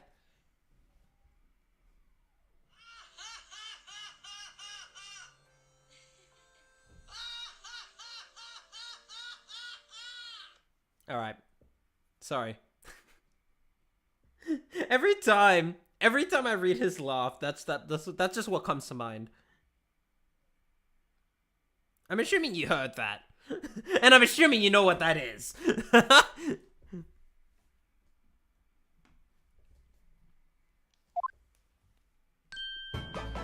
What the fuck? Alright then, we got a fucking... Did we just get her DLC outfit? Let's get going. Oh, Iris, what are you wearing? I've got change to go to get the great exhibition. You're going to take me. What? But I was just about to go to the Supreme Court. Oh, well that sounds fun too. You're going to take me there too. Fucking right. She's holding a gun to our face. I wish it was her DLC outfit. All right, fine. Just lower that weapon, would you? Of course. And after the Supreme Court, then we'll go see the great exhibition.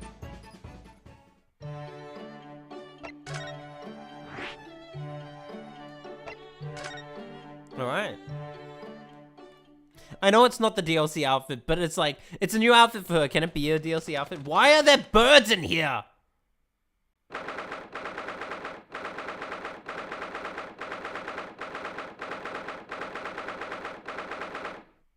He's turned into me. It's been about 6 months now since I was last here, but some things never change. Like the sense of foreboding I always seem to feel in this place.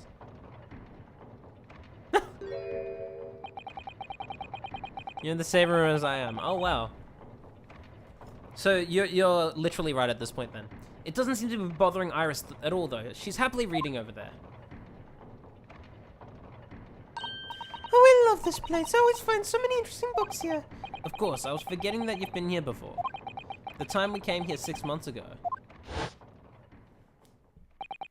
When Susato-san was given the news that she was to return to Japan.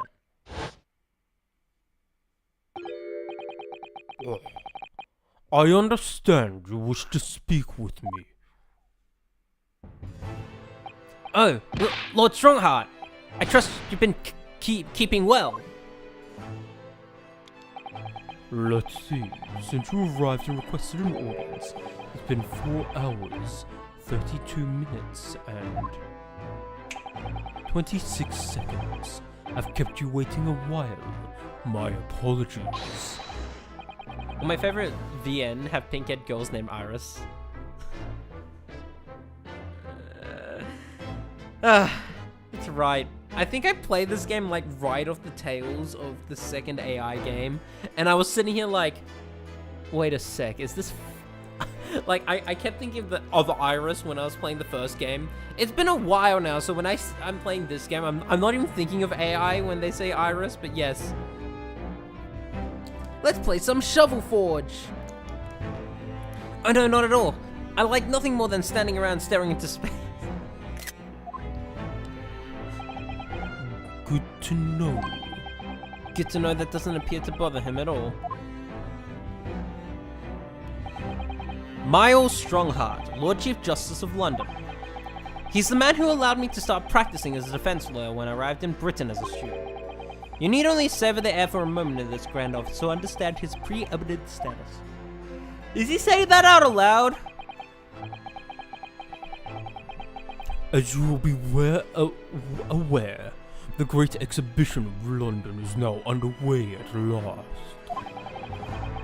We're extremely busy as a result, policing the grounds, guarding the new technologies, dealing with petty crime. And furthermore, as of next month, we shall open the International Forensic Science Symposium. I've forgotten what voice I gave this guy, but I'm just doing the deepest shit I can do at the current moment. Oh, I've not heard about that.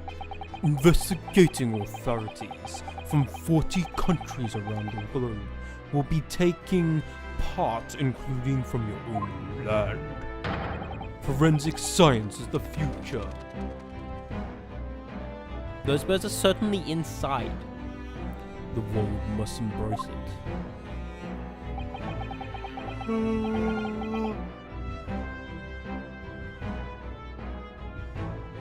As with the hosting nation, I have much to do, and it is my highest priority. If others must wait for my attention as a result, so be it. Well, it's nice to know where I stand. So, you wish to consult with me? Of course, I can very well imagine what this is about. Thank you for agreeing to this meeting, my lord. I want to be allowed to start working as a defense lawyer and get in court. That's what brought me here today. But actually, there's something else playing on my mind as it happens. Who knows? Just take a deep breath and come out with it.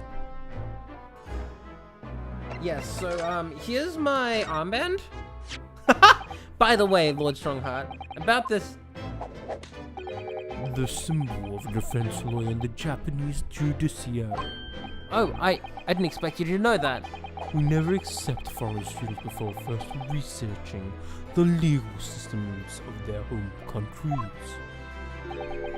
But such trinkets are merely for show. The only true measure of your worth is your performance in court.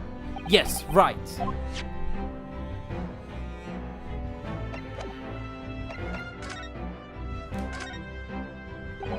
I actually came here today to ask for permission. Go on. 6 months ago, my right to work in court as a lawyer was revoked and I was told to spend my time studying.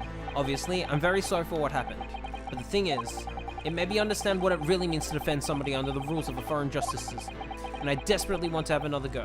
Please, permit me to enter the courtroom again. Mr. Naruhodo. Yes, here it comes. I'm sure you haven't forgotten your position here, have you? At best, you are a substitute for your compatriot. This was never your intended role. Well, that's true. The Japanese government actually sent my best friend on the study tour, not me. It should have been Kazuma. He was so determined to bring change into our own justice system at home. That was his calling. If that tragic accident hadn't happened, I wouldn't be here in this office now. Mr. Asogi was my best friend, you see. That's why I can't leave it unfinished. I have to fulfill his calling for him. His calling, you say? Has it never occurred to you that perhaps you know nothing of his true calling? Sorry? The mission with which that young law student was charged. What do you suppose it really was? What do you mean? Mission? He's not making sense. Then a cat entered his room at night. Never mind. I've read all of the reports you submitted over the past 6 months. It's clear to me that you regret your actions and have been studiously obeying your revived instructions. Do you mean?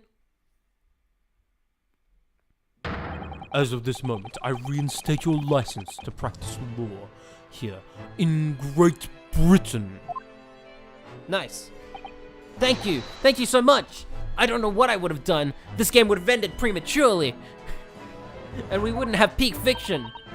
That's wonderful news, Renault. In fact, I believe I have the perfect fake case to mark your comeback. A curious affair. You'll consider it, I hope. Of course, please tell me more. Okay. You described it as a curious affair. Yes, that's right. I believe it was reported in the press. Oh no. Are you aware that there was a serious accident at the Great Exhibition yesterday? Oh, no. Yes, I read about it. Professor from Germany tried to carry out a crazy experiment. Let me see. How was it described? Super high voltage instantaneous kinesis, I think. Wait. Oh god, is it actually gonna be a joke on Einstein? Instantaneous kinesis, as in moving things with a click of the fingers? That's right. It's just what my herbal blends need. A dash of devil may care. Hi, May! Whatever the serious accident was exactly is clearly captured Iris's imagination. It's unfortunate business. A large explosion engulfed the public experimented stage, and a man lost his life. A certain Mr. Odie Hasman, an investor and well-known figure in society. Odie Esselman? Iris Devil May Cry would go hard. Iris Gaming. A large explosion. Oh, a man died? The man responsible for the experiment was Professor Albert. Okay. Okay.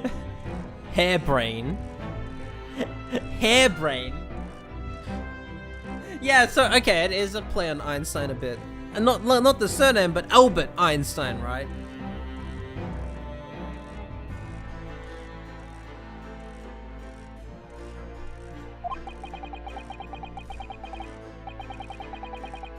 He was detained immediately after the incident and is due to appear in court tomorrow on the charge of murder. What? Murder? If you intend to take on his defense, you should hurry to meet with him at the prison. There is very little time left for you to carry out any kind of investigation. The Great Exhibition. A scientific experiment gone wrong. And murder? I feel out of my depth before I've even started. Still. We should go to the prison straight away then and try to meet with this German professor. Don't you think? Definitely. Yes. One more thing about the case. There's a connection with our mutual acquaintance, the Reaper. Oh, with Lord Van Ziegs? How?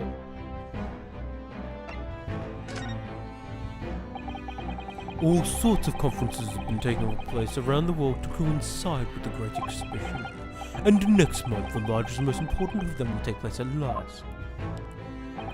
The International Forensic Science Symposium. It does seem as though the criminal investigation needs to embrace scientific methods, doesn't it? Exactly. Oh! London, the global epicenter of culture, science, and wealth, now has a population exceeding 6 million. Sadly, crime in the capital is growing at a similarly startling rate. So it's imperative that we use the latest scientific methods to investigate and resolve cases as efficiently as possible. Which is what's known as forensic science, isn't it? Exactly. The future of policing. Oh! This guy reminds me of Gant from the DS, the Ace21 DS. Regrettably, however, Britain is currently dragging its feet when it comes to the adoption of forensic methods. Oh dear, that's alarming. Exactly. It's extremely alarming. Why is she surprised at everything he says? If I were Her Majesty's Attorney General, you can be sure the numbers of crimes committed and resolved in London would be very different to the current figures. And I can cite 12 solid arguments and 223 individual reasons to support my claim. Sorry? By way of apology for keeping you waiting earlier, I shall detail everyone now. What? Oh, how fascinating! Oh, wow. It all began 15 years ago. I was...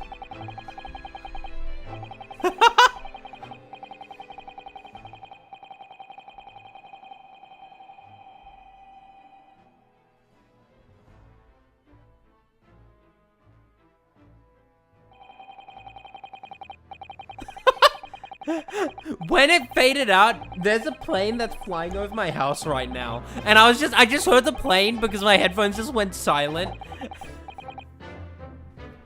And that more or less sums up my feelings on it in simple terms, of course. Essentially, to formally establish a forensic investigation division within Scotland Yard. That is my mission. Oh, right. Yes, that's wonderful. Exactly. Wonderful is precisely what it will be. Iris isn't paying attention at all. She's got her nose in another book now.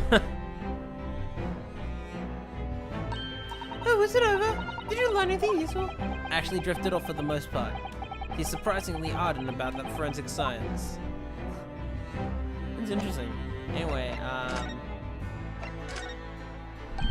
Oh, that reminds me! Have you seen this? The report of overwhelming success of the Great Exhibition, of course. No, not that. The story on the back page. What story? The Reaper attacked. Oh, the Reaper attacked. Ah, that. You've enjoyed some victories in courts against my #1 prosecutor, have you not? Poor Mr. Reaper. What happened to him? He wasn't killed, was he?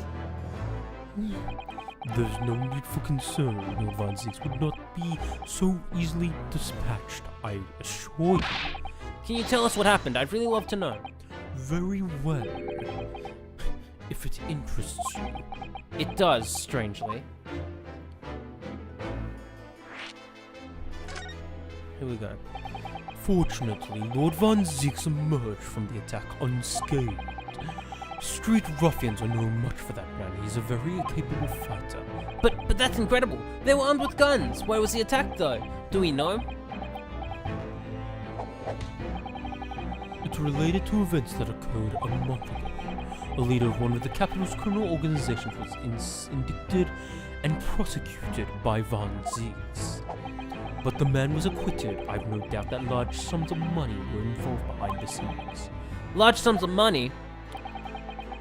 A deplorable situation. Members of the jury were bribed, it seems. However, despite winning his freedom, the man in question met a dramatic end yesterday. But you're not suggesting that was the work of the Reaper, surely? The victim's henchmen certainly seemed to think so. He was a man by the name of Asman. Mr. Odie Asman. Did you say Asman? That's the man who died in the big explosion at the Great Exhibition. I see. Yes, known public as an investor, but in reality, the head of a significant criminal organization. Unbelievable. I wonder, could I ask you something, Lord Strongheart? Try me. Why do you use Lord Van Zieks as a prosecutor? All the criminals who manage to get off in court then meet with mysterious ends outside the courtroom. And fearful of that fate, they seek to strike at Lord Van Zieks first.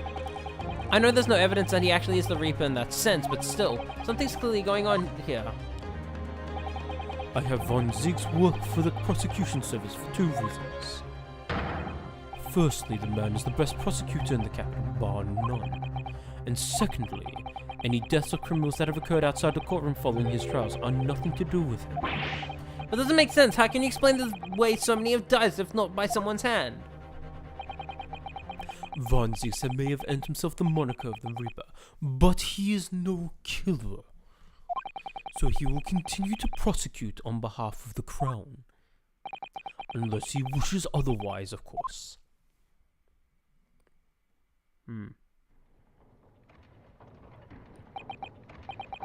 Well, I must be leaving for my next engagement. I'm already 11 hours and 16 minutes late. My colleagues may be starting to fidget. 11 hours late, that's quite something.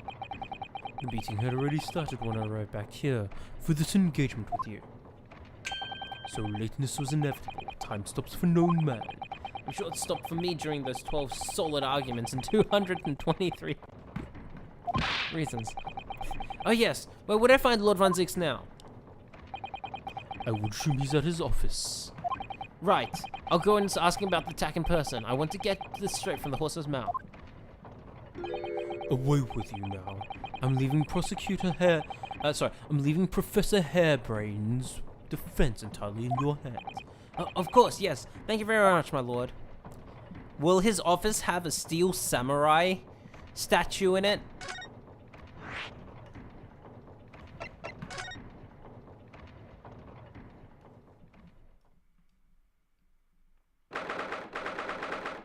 Unfortunate. He has so many fucking chalices, holy shit. Oh, so this is the legendary Reaper's office. Yes, it appears so. Sends a chill down your spine, doesn't it? You went to the place I went to first, yeah. What an amazingly deadly atmosphere. Oh, is that... Well, that's a court record. That hooded figure was so still, I hadn't noticed his or her presence. I wonder who it is. What are you doing here? Ah. Holy shit. We see him from front on the first time. Well, actually, probably not the first time, but you know. He breaks so many chords. Of course he is. Yeah, I love that it's represented. He's as unwelcoming as I thought he'd be. Actually, maybe even more so. Oh, I'm glad to see you well. I am. So, who's the person over the wall being punished or for something or other? No punishment is taking place here. Oh.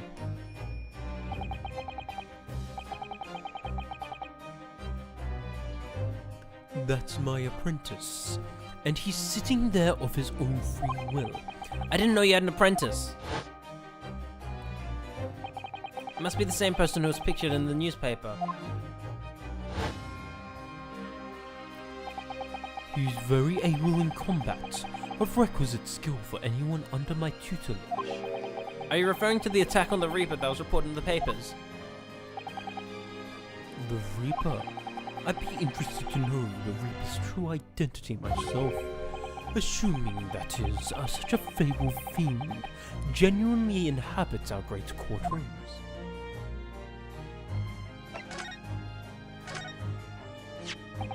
I know you've seen this around my arm before, but What is it exactly? it's the mark of a defense lawyer, in Japan at least.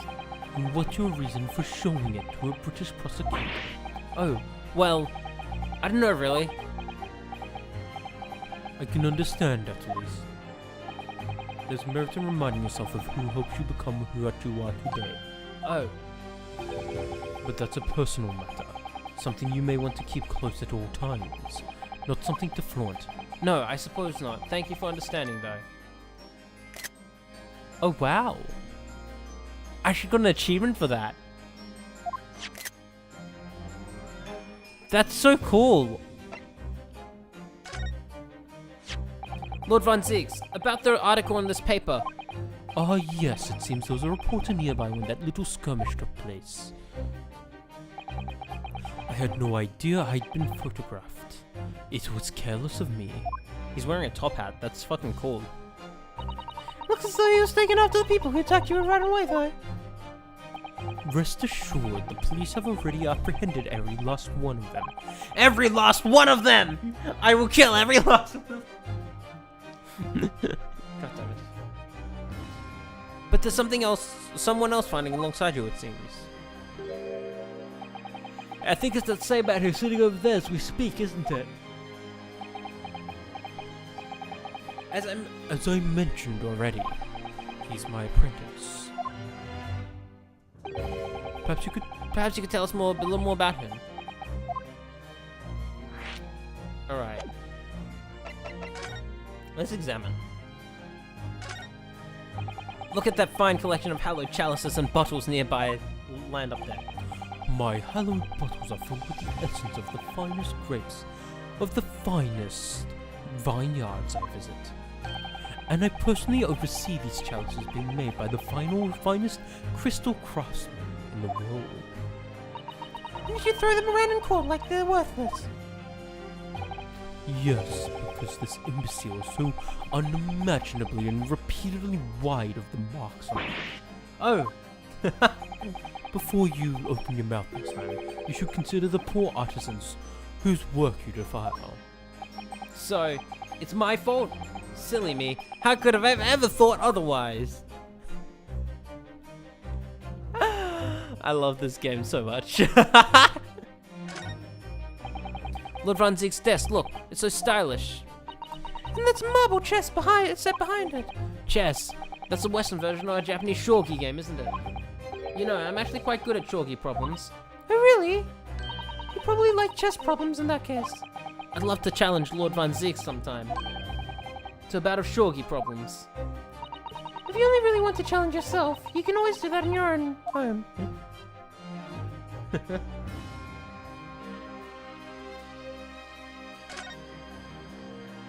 What is this? That portrait really dominates the room, doesn't it? Oh wow. It's a very majestic outfit and pose, but sadly, whoever painted it did do a very good job of capturing Lord Von Zieg's facial features. Oh no, it's probably done before he got his scar then. Yes, you're right. I mean, it's not far off, but the artist has exaggerated his subject's handsomeness, I think. That reminds me. I heard Emperor Napoleon of France orders artists to make him look more attractive when they painted him. How vain!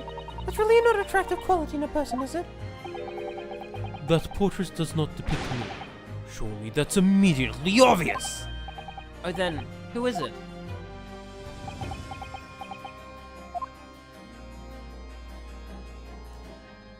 He went silent on that, really? Is that Luna Park? Oh, look, it's the scale mode of the Great Exhibition Showground. That's amazing. I wonder why it's here. Perhaps he made it to take his mind off the sadness of being too busy to attend in person. Holy shit, Luna Park. I think, I played through the DLC stages of Mario Kart 8 Deluxe recently. And the Sydney stage, I think, has some, like, almost Luna Park-like background elements. For some reason. At least I think so, but, you know. Or maybe I was talking to the person who's playing about it and was saying, like, oh, Luna Park isn't there, yeah. Yeah, like, I'm forgetting. I forget if it was, I was commenting on how Luna Park was there, or was commenting on how Luna Park wasn't there. Hold on, my Xenoblade 2 poster is coming off the wall. Give me one moment.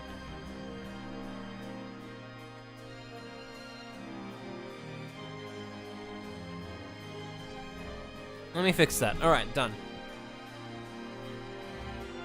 So perhaps he's too embarrassed to queue up for a ticket. Surely it's obvious that I'm using it as an investigative aid!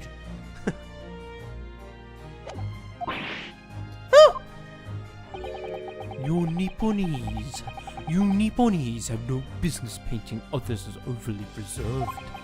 I really didn't think you'd overhear that.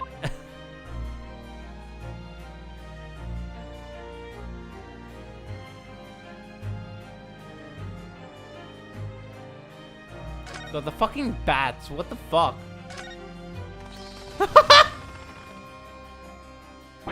What? They were bats! Yes, the Reaper's familiars, I expect. What about the meat man in the dark cloak?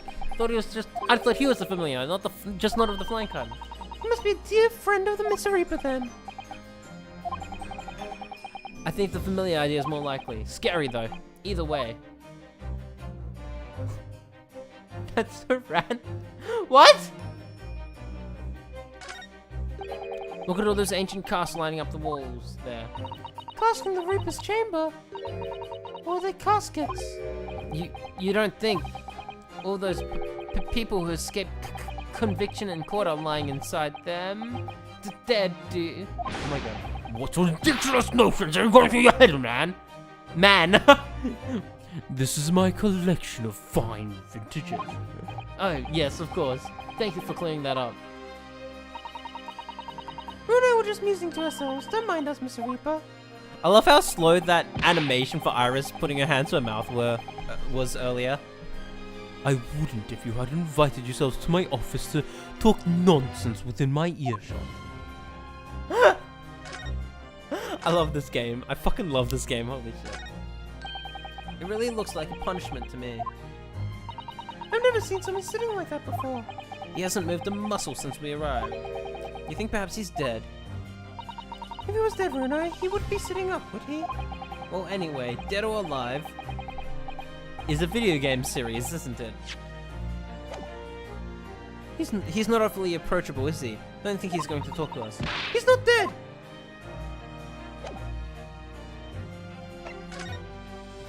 Alright. Lord Strongheart said that the assault last night was some sort of revenge attack. True, carried out by the henchmen of Odie Asmon's criminal organization. The investigation meant their arrests were imminent. Imminent? In a mint. Yeah, they were inside of a mint. Now I want a mint. Imminent. Presumably some hoped to kill me before that happened. Odie Asmon. He always masqueraded as one of London's most powerful financiers, a global investor, but his enormous wealth came to him by underhand means via his criminal activities. And he used that money to buy himself a verdict of not guilty when he found himself in court, didn't he? Being prosecuted by you, Mr. Reaper. But the man got his comeuppance in the end. Yesterday, in fact, in extraordinary circumstances, it was a most unusual cause of death. I know about that. It was super high voltage instantaneous kinesis gone wrong. Mr. Asman died when the demonstration on the public experimentation stage ended in an enormous explosion. Correct. And you think I have some kind of divine ability to cause an accident like that to happen? Well, no. That does seem a little far-fetched. If this man really is the fabled Reaper, then he has to be innocent of this particular death at least. It's strange how this has worked out, isn't it, Bruno? I mean, what with you taking on the Professor's defense for the trial tomorrow? What, are you going to be defending him? Oh yes, that's right. Though I barely know the man's name yet, to be honest.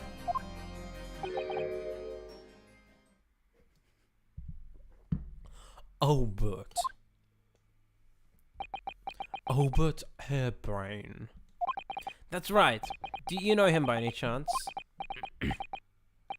Of course. He's a contemporary of mine. We were at university together. You're... What?! Okay.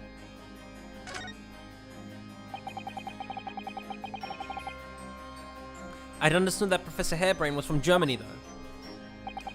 Hairbrain is from a respectable British family.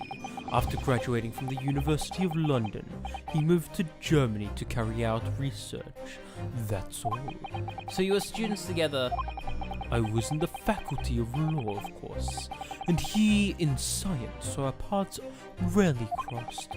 But curiously, we got along, though I've not met him since my university days.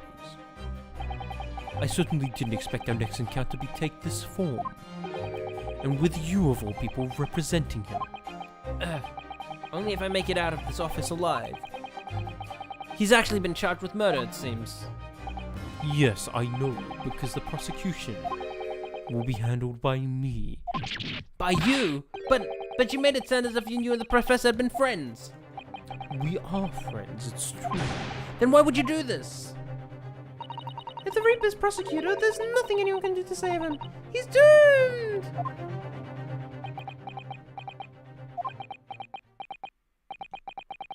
What's Lord Von Zeke's thinking? What do you mean by what you said before? If you'd like to know the Reaper's true identity, does that mean... I'm afraid I'm a crown prosecutor, and immortal like any other. I'm no demigod. But they've all died, haven't they? The people you prosecuted, I mean. Whether or not the trial ended in a conviction or an acquittal. Those I prosecute are the vilest wretches of our society. You're calling your friend that? People who, without question, deserve to be found guilty. The world is a better place without them. But that's not true of Mr. Natsume, for example. He wasn't a vile wretch at all. Nor was Ginny. In fact, she's ever so hardworking now. I can't deny that since I encountered you, things have taken a turn. But the point is this. If any of those vile wretches that escaped justice subsequently died in mysterious circumstances, it was at the hand of their own kind. It's not my work. Lord Strongheart said the same. He believes you're not involved in any way. But you were attacked by those ruffians because they believe it's true. The fact is, since people started to call me the Reaper of the Bailey, the number of serious crimes in the capital has dropped substantially. Oh, it would appear that even the most hardened criminals can be made fearful for their lives. Do you mean to say? I mean to say that if my pseudonym serves a useful purpose, I adopt it gladly with honor. But it's putting you in danger. You could be killed. If that is my fate, let God decide. Lord Von Zeeks. This man is so fucking raw. Holy shit. He is in my tutelage to become professor, so you could say he's my apprentice, I suppose. Ah, like you to Harley then, Reno.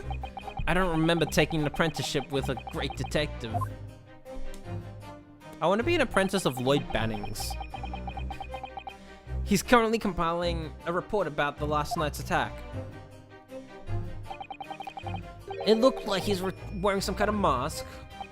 On Lord Strongheart's orders, nobody knows the man's face, or indeed his identity. But why would you agree to take on such a clearly suspicious individual? Lord Strongheart's orders again. He's not one for meaningless follies. There will be a good reason for his actions. I hope you're right.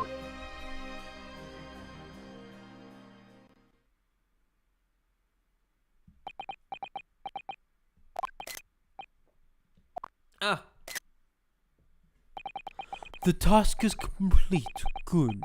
In that case, you can collate all the briefs.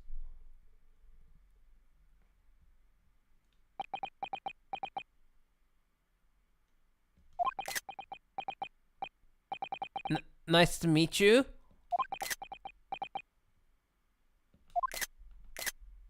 Okay. You'd be saying the word barrier more if you want to be a apprentice. Back to work again. That was really strange, though. I've never met the man before. I didn't even know he existed. And yet, somehow it didn't feel like our first encounter. Yeah, it's always got to be like that. At least it's not a fucking obvious ass, like, mask or anything hiding his, like, appearance or whatever. For no reason, you know? Unlike fucking Xenoblade 3. The most obvious masked villain ever. Holy shit. Ah.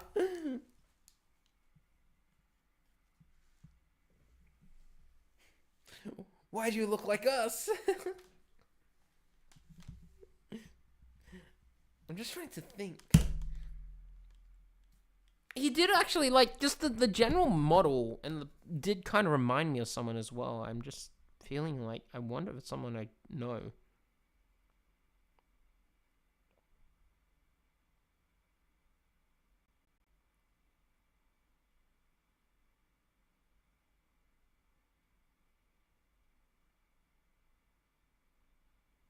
I wonder how all of this is going to link together. Oh god, I'm thinking too hard.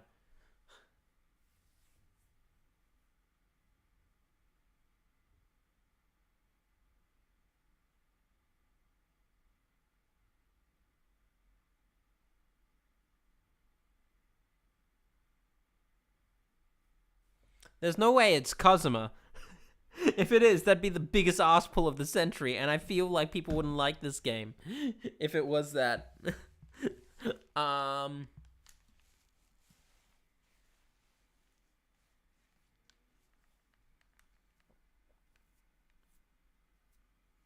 Yeah, I think I'm thinking too hard on this. I'd scream for a Kazuma. Yes, everyone's husband. Don't bother trying to converse with him. He says nothing to anybody from outside this office. Lord Strongheart has strictly forbidden it. Oh, I see. Why are you so interested in my apprentice anyway? Oh no, I mean, sorry, I didn't mean to...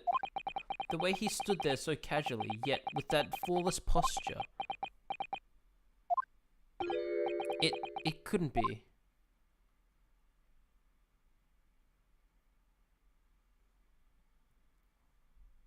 No?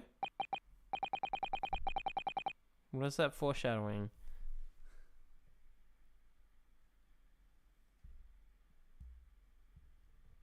Ah, yes. It's you. There's something I've been meaning to ask you. Were you spoiled on Yin's identity, by the way, Bank? Out of curiosity.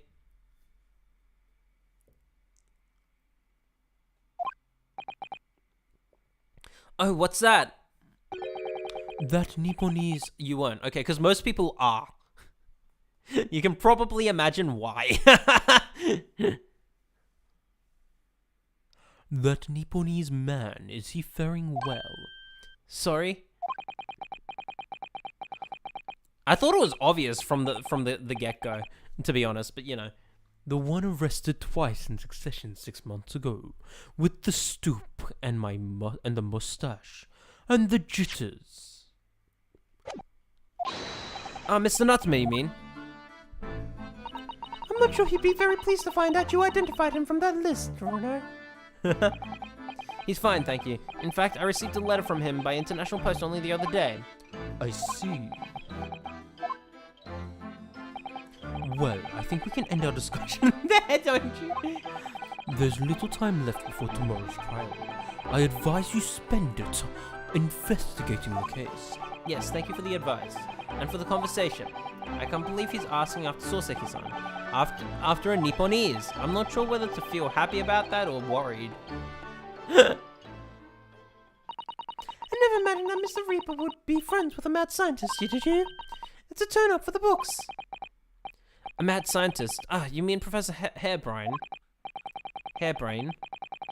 Yes, it might be worth quizzing the professor about his relation with Lord Runzix, I think. Alright, we're done here.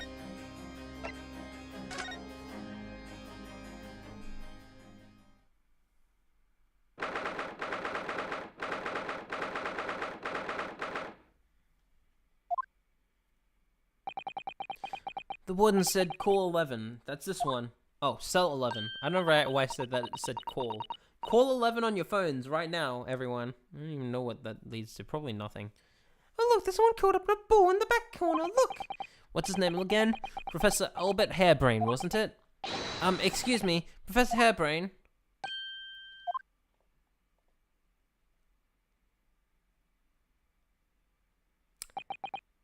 What voice should I give him?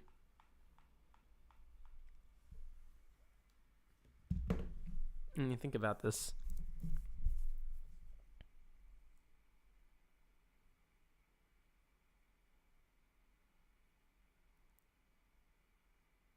I don't even know how to do an Elmo voice. What does Elmo sound like? Holy shit.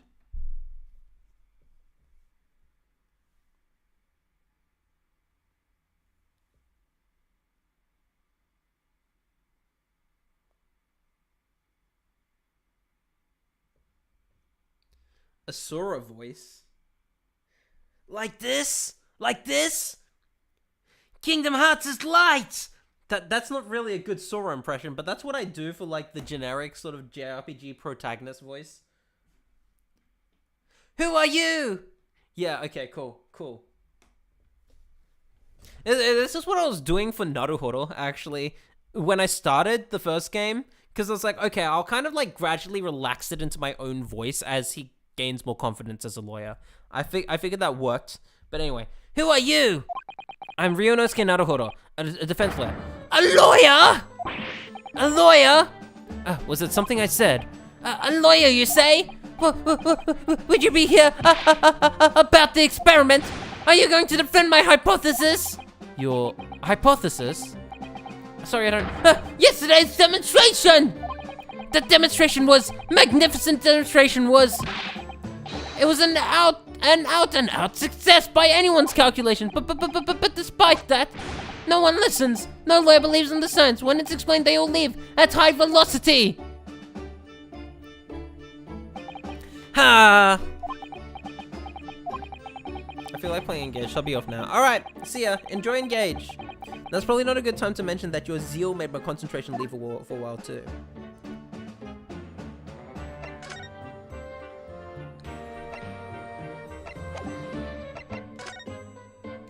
Here's my armband. Ah, fascinating, yes! In Japan, where I come from, what is that animation? It's a symbol of a defense lawyer. Wearing it is very bracing, I find. Braces! Bracer! Trails in the sky! Your words make some sense to me, but they are entirely illogical. What do you mean? Well, for example, I find this white laboratory coat that I wear for my... Should I give him a German accent, sort of, as well? I'm driving bank insane. Good. Keep spiraling out of control. Finish Fire Emblem 4, bitch. Well, for example, this white laboratory coat that I wear for my work is very bracing too. However, in my case, there is a perfectly logical reason for that feeling. Oh, really? What is it? I purchased the wrong size by mistake. This one is too small for me. The sleeves, especially, are extremely bracing, so I can barely move my wrists. That's what you call logical, is it? Of course, it's entirely logical. That's science, Mr. Naruhodo.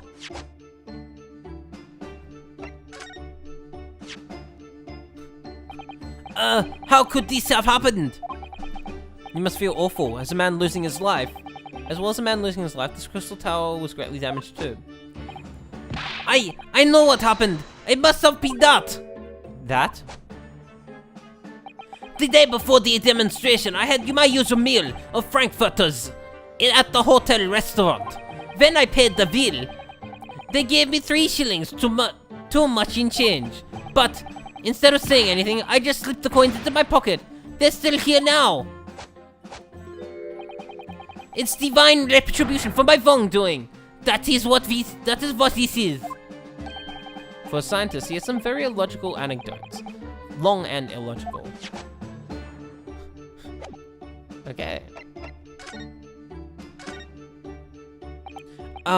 You mentioned the demonstration yesterday. The papers have called it a spectacular failure. After all, a man died in the explosion, didn't he? Yes, you could interpret the results that way if you really wanted to. Well, I suppose in the strictest sense, the experiment was a failure, but at the same time, it was a great success. You've lost me. I saw it with my own eyes, right there in front of me. Mr. Osman spontaneously disassembled. Until then, everything was going exactly as my calculations had predicted. At that point, he should have been beamed to the crystal tower by instantaneous kinesis. However, the machine exploded and Mr. Asman in fact perished. Yes, I can't deny that part of the experiment was a failure. So what you're saying is the large explosion that killed Mr. Asman was an accident, correct? But the big wigs had you arrested on suspicion of murder. I was responsible for a man's death. That is the immutable truth here. And for that I wish to be punished. At once. But... Murder? Never in a million years. It was an accident. Simply an accident. I see. Hurley and I were talking this morning, you know. He said the situation would change completely depending on whether it was treated as an accident or murder. How exactly? Well, if it really was an accident, the professor's machine would be kept in protective custody. On what grounds? Ah, yes. It's newly established here in Britain, the Special Dispensation of for Scientific Equipment Act. That one passed me by. But if the case is treated as a murder, Then they'll say my machine was the murder weapon, and they'll be able to pour it over it as much as they like. If they examine it in detail, they'll find out how it's made, and then they'll be able to copy my idea. My precious hypothesis will be stolen. The machine must be protected from that at all costs. That's why it's imperative that this whole incident is shown to have an accident in tomorrow's trial. Ah, I see now. Instantaneous kinesis. So in short, there was a terrible accident at the Great Exhibition Showground yesterday. Yes, or rather no, the devil is in the details, strictly speaking. There was a terrible explosion. Sounds the same to me. you're demonstrating super high voltage instantaneous kinesis, weren't you? How fascinating. Humans, like all matter, are made up of particles that are held together by electrical bonds. So it must be possible using sufficiently high voltage to break those bonds and beam the particles through space. That's it in a nutshell. That's my idea, you see. That's my amazing hypothesis. Gosh, that's unimaginably high-level science. Oh, but dare to imagine it. Dare to dream of such incredible technology. Just think, one moment could be here in this cell, and the next, I could be at the Great Exhibition again.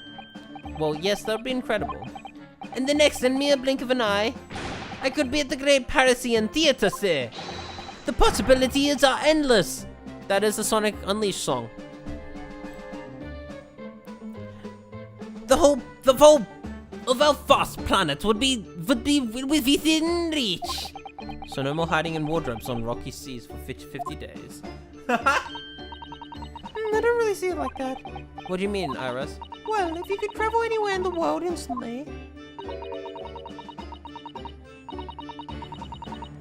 the planet wouldn't seem vast anymore, would it? I think it would feel like it had shrunk.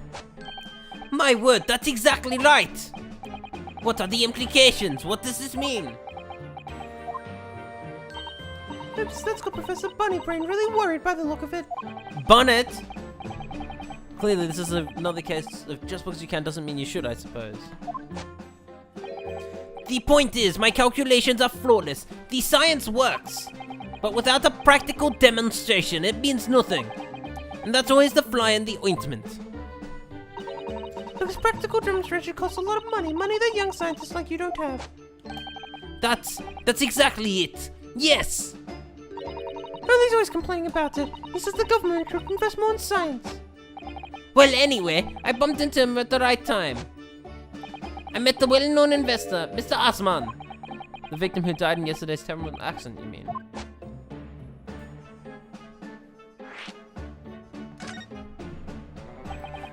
The full name of the man who died in yesterday's accident was Mr. Odi Asman. Is there a pun there? I feel like there is. Odious. Odious? Mobius? Mobius Man? Mr. Mobius Man? Okay. Wasn't it? What exactly was your relationship with the man? He first visited me in my laboratory in Germany a year ago now. He said he wanted to invest in my immaculate hypotheses, but I thanked my lucky stars. I see. So you hadn't really known each other until then. What does odious mean? Is that a word?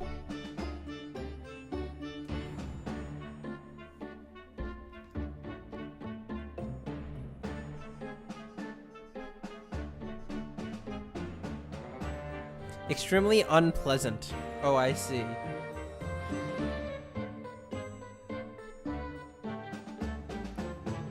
Hold on. I just got sent something and I'll save it for later. I got sent something, but I won't. Okay.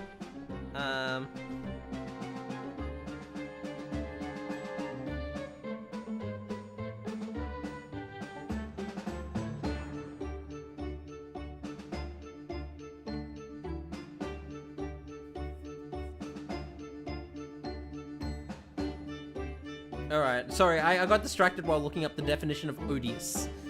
Good to know.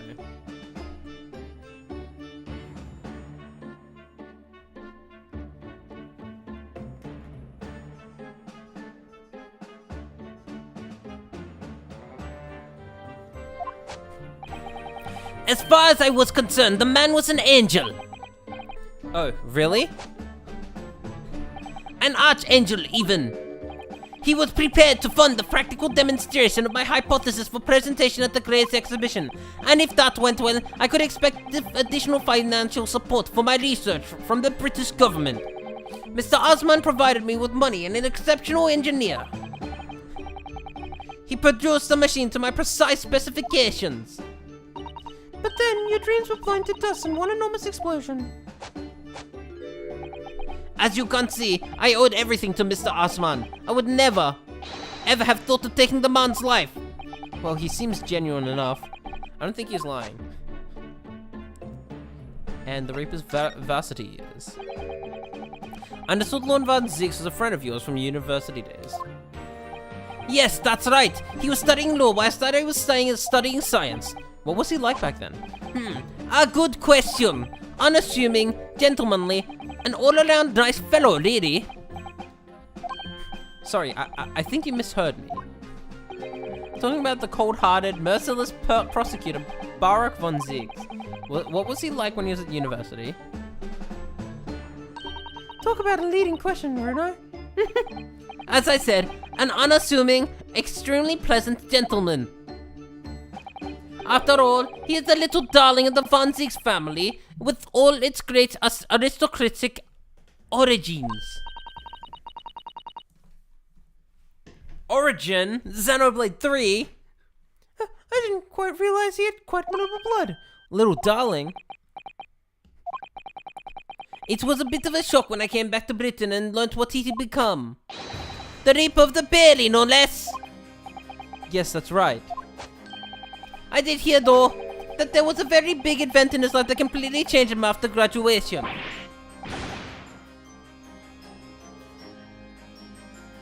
I didn't realize it took me more than halfway through the second game for me to realize it was Barak and not Baron. See, when I read things out loud, that doesn't happen. That said, I have mispronounced numerous Trails terms, and then when I got to Cold Steel, and things started getting English dubbed, I realized that I was mispronouncing so many fucking things in that franchise. Really, what sort of event?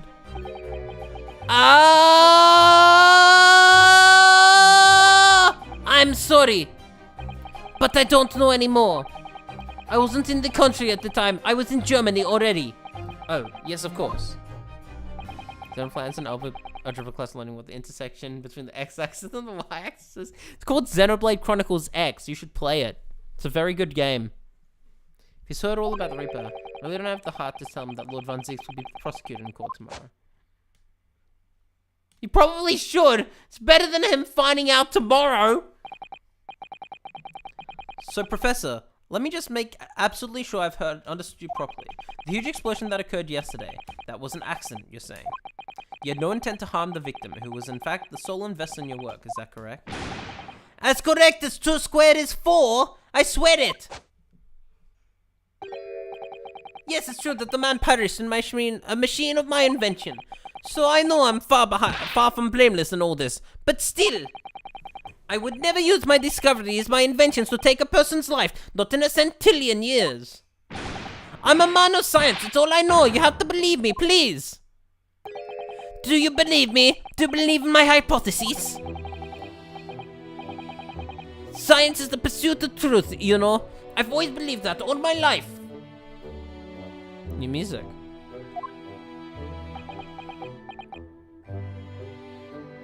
Who does he remind me of? Something about this man reminds me of another character from another series. I'm also gonna say Ryuji from Persona 5, but doesn't sound right. That doesn't seem right.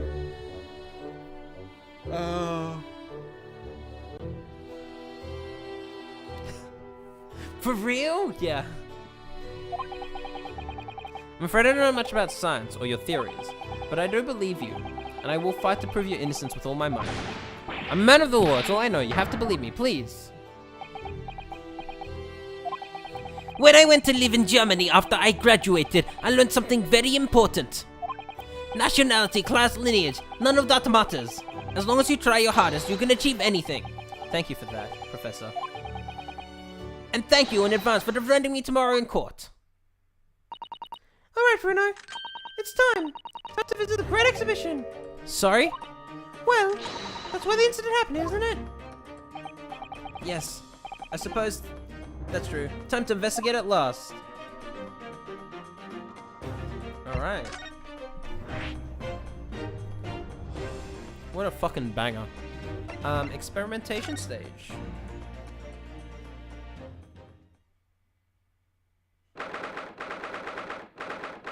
Okay.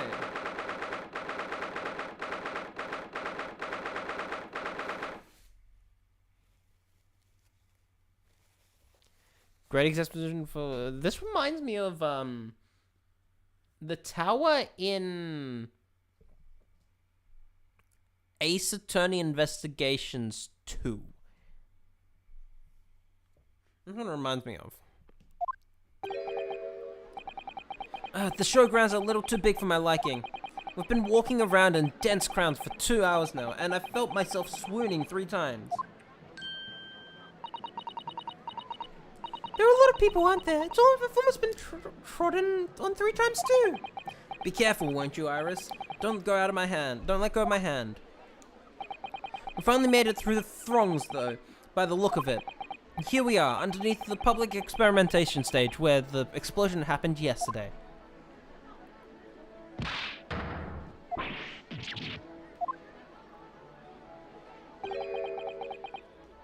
What's that? I can hear voices from up on the stage. Sounds like an argument. When is Gina coming back? I gotta get my Gina voice back. God, okay.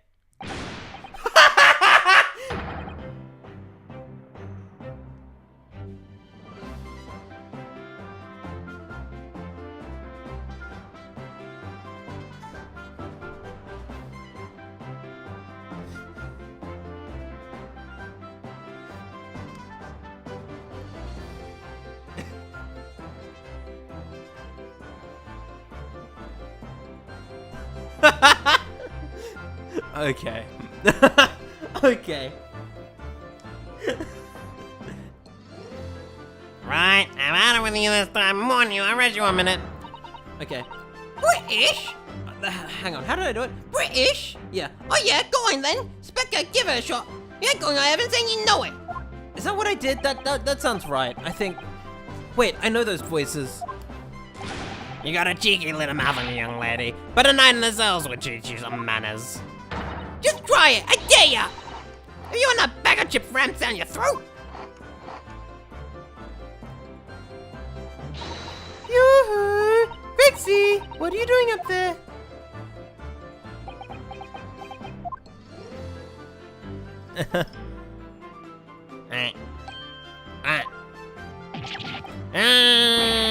And you, yeah, here you are, your ladyship. How are you, your ladyship? Hope you do well, your ladyship. Does that make her 3 times a lady? And that's well at all. It's far too busy everywhere. I wanted to ride in a balloon, but there was a 3-hour queue.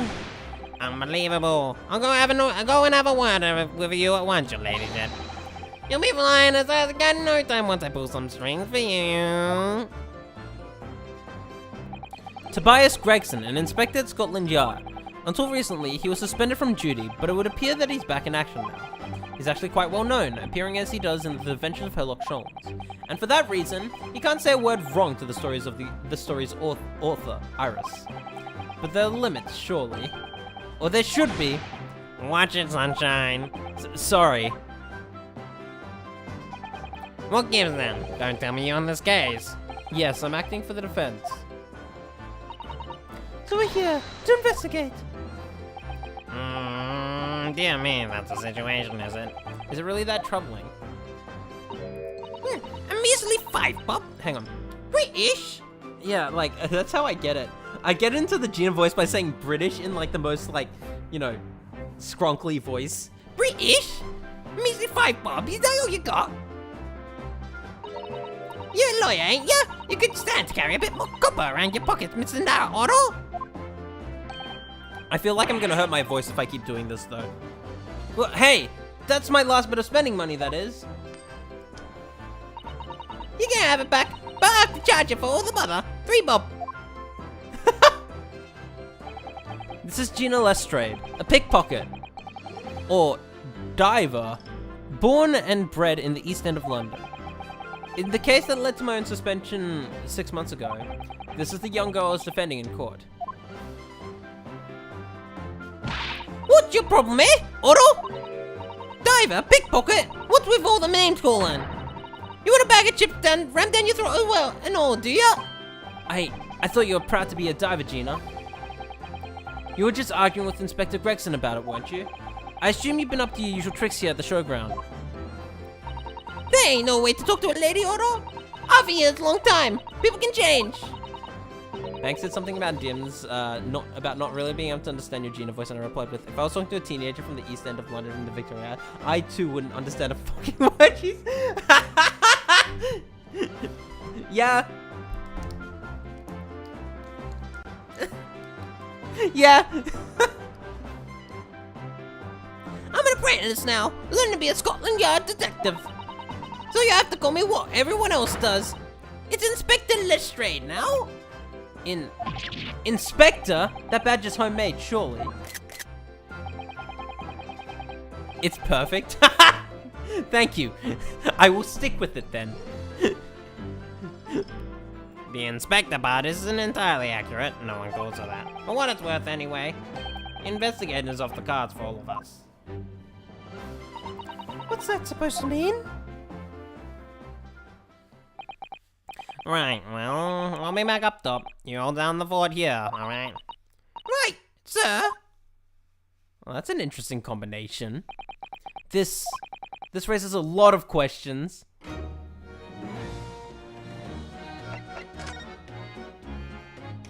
Wait, I look up this time. Look, it's the Great British flag. And there's hot air balloons. That's not what we're looking at though. This platform must have been set up for the experiment, I suppose. It's very high up. About 30 feet above the ground, apparently. That's what a policeman I just spoke to said.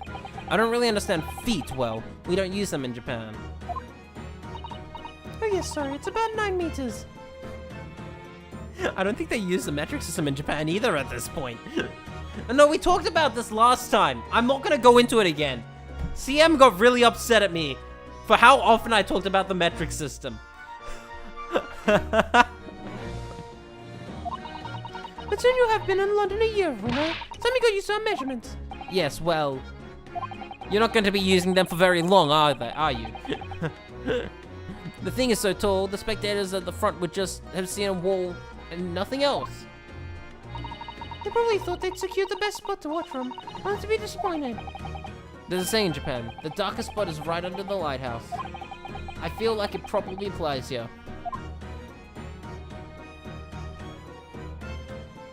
Alright. What is this? Oh look, what's this? A red piece of cloth. It's not like any fabric I've ever seen before. Very thick and stiff. It looks extremely true.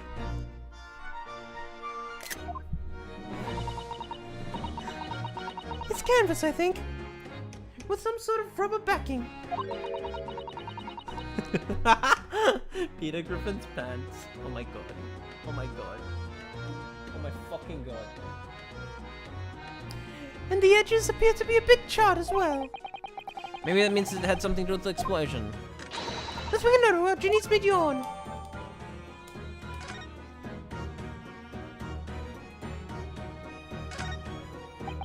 For some reason, the ground is damaged in this spot. Look.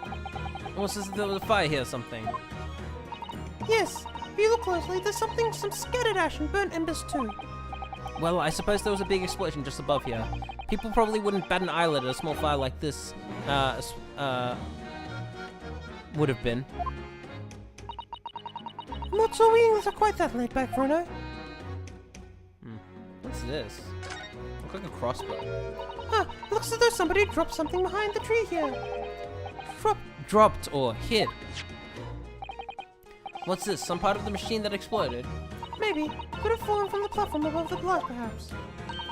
What's going on here? Oh, nothing. I think I'll hang on to this just in case. It looks like a crossbow. It has gears? Let's have a look at these. It looks like layers of thick canvas with a thick rubber lining of sorts. I've never seen anything like it before. By applying Mr. Sean's methods, you might deduce it was part of a raincoat worn by someone who really didn't want to get wet. And the charring must have occurred when the person was struck by lightning.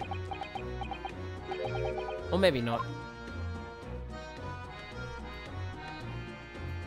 There's nothing else to investigate on this thing.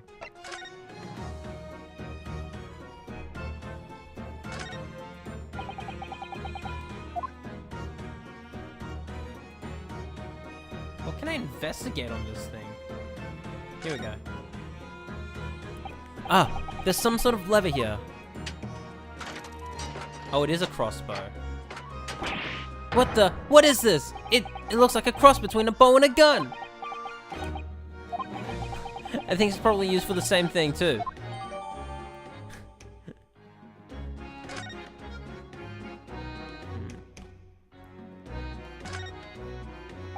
This groove here must be where the arrows are loaded, I suppose. So I was right, it's a sort of bow with an automatic firing mechanism. This would be perfect for someone like me, who catches his ear with the bowstring 2 times out of 3. In fact, if I had one of these, maybe I could have beaten Kazuma in Kyudo archery training. Kyudo. Right. Kyudo is like way of the arrow. Yeah, gotcha. It looks like you wind this around in order to draw the bowstring back and create tension. You must be able to fire arrows with a huge amount of force using this device then. In fact, I would imagine it's far more accurate and powerful than a Japanese longbow. I really had no idea what I was picking up when I spotted this at the exhibition grounds. I love how Iris's portrait is there as if Naruhodo's talking to her, but she just doesn't speak. And like her portrait is like shaking as well when that effect is going on as well. It's so funny.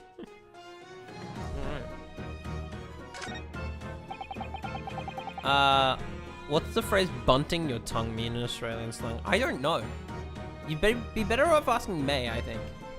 The stair obviously leads to the stage above.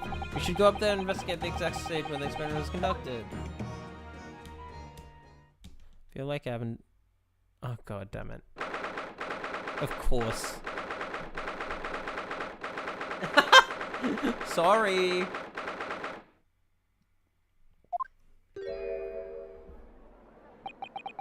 So that's it, is it? The machine that blew up. Oh, it must have been a magnificent explosion. I've seen my fair share. You've seen like this before, you mean? Of course, Harley's always doing experiments that end in a bang. In fact, his own words, explosion of the very essence of chemistry. Then I explain the smell of burning that frequently comes wafting up the stairs. Gonna bread me.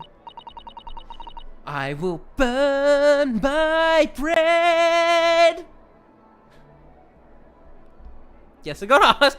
Bank. One time, he made something that exploded with such force it took off the roof of the building. I wish you'd been there to see it, Bruno. What is that expression? It's hard to get too excited about that, given that I live in the roof. Well, anyway, that's enough about that. Bank the honorary Aussie. Bank proven doesn't exist because Australia doesn't exist. Bank is fictional. He can't hurt you.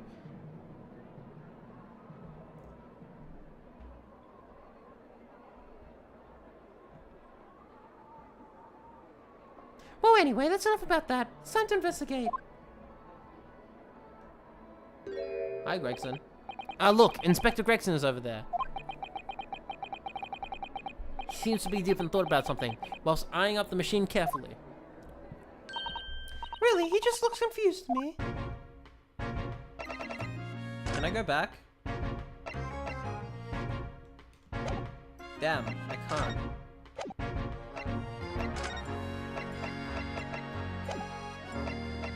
I feel like I missed stuff to investigate. There doesn't seem to be a way back down, but okay. I guess they wouldn't let me go if I hadn't investigated everything.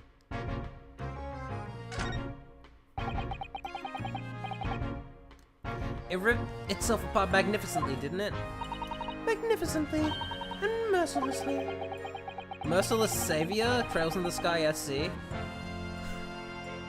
So someone stands in the middle of the machine to be disassembled and then beamed through the air. Yes, beamed. Not blasted, that's the point. Yes, that part's crucial, really. Is something like that even possible, though, Iris?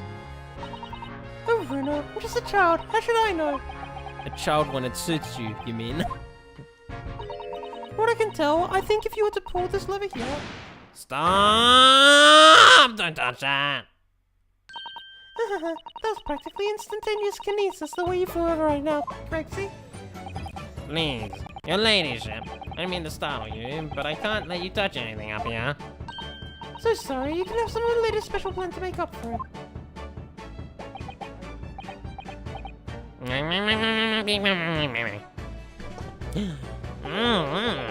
Wonderful. This stuff really is wonderful. It's just like old times. This is...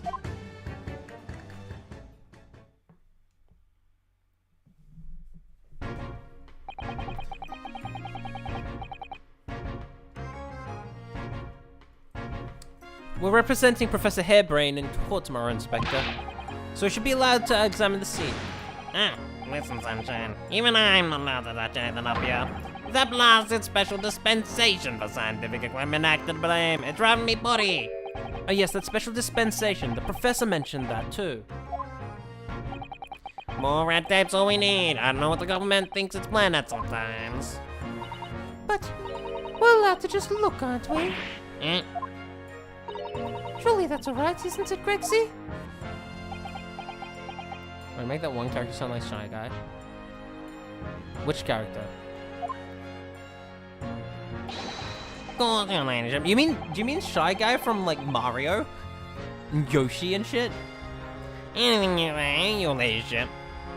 But please don't get your lady hands dirty, will you? Does Shy Guy sound like that? Don't worry, we wouldn't dream of touching anything, would we, Bruno? She really knows how to get you once. It's funny. Let's examine before talking. Considering how badly damaged everything is, Professor Hairbrain was lucky to escape unscathed, I'd say. We should have a good look around the machine while we can, I think. Touch anything and I'll make sure I kill you before you get strung up myself. I get strung up myself, yeah? I won't touch a thing, I promise. So please, spare a thought for your digestion. Anyway, do you really think this machine could actually assemble people like the professor claims? Yes, looking totally incredulous. Give it a rest, Sunshine. If we're able to examine all this bleeding crap metal... crap metal. I read as crap. Scrap metal... Maybe it is crap. I don't know.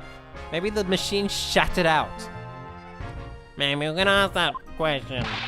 But we aren't, can we? Answer that question, my bad. Because of the annoying rules, you mean? Exactly.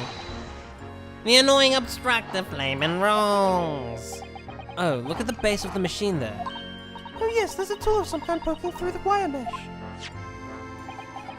It's a screwdriver, I think. With a letter on it. Wasn't it a lovely one? The handle is in the shape of the capital letter A. It is? Oh yes, you're right. What's the matter with you? Don't touch anything I said. Touch anything, I'll make sure I kill you before I get strung on myself, I said. Yes, I understand, sorry. I'm such a teeny weeny bit. But Grexy, I'm very curious about the screwdriver. Really, very, very, very curious. Go on then, ladies. If you look clever, your lady should finish spotting something like this. But I'm afraid I can't let you have it. Marina found it first. I assure you, I'll investigate it thoroughly. I love Gregson. He's gone off with it. That was very mean, I'm afraid. Inspector Gregson is going to make a very clumsy, embarrassing mistake in next month's installment now. Poor Gregsy.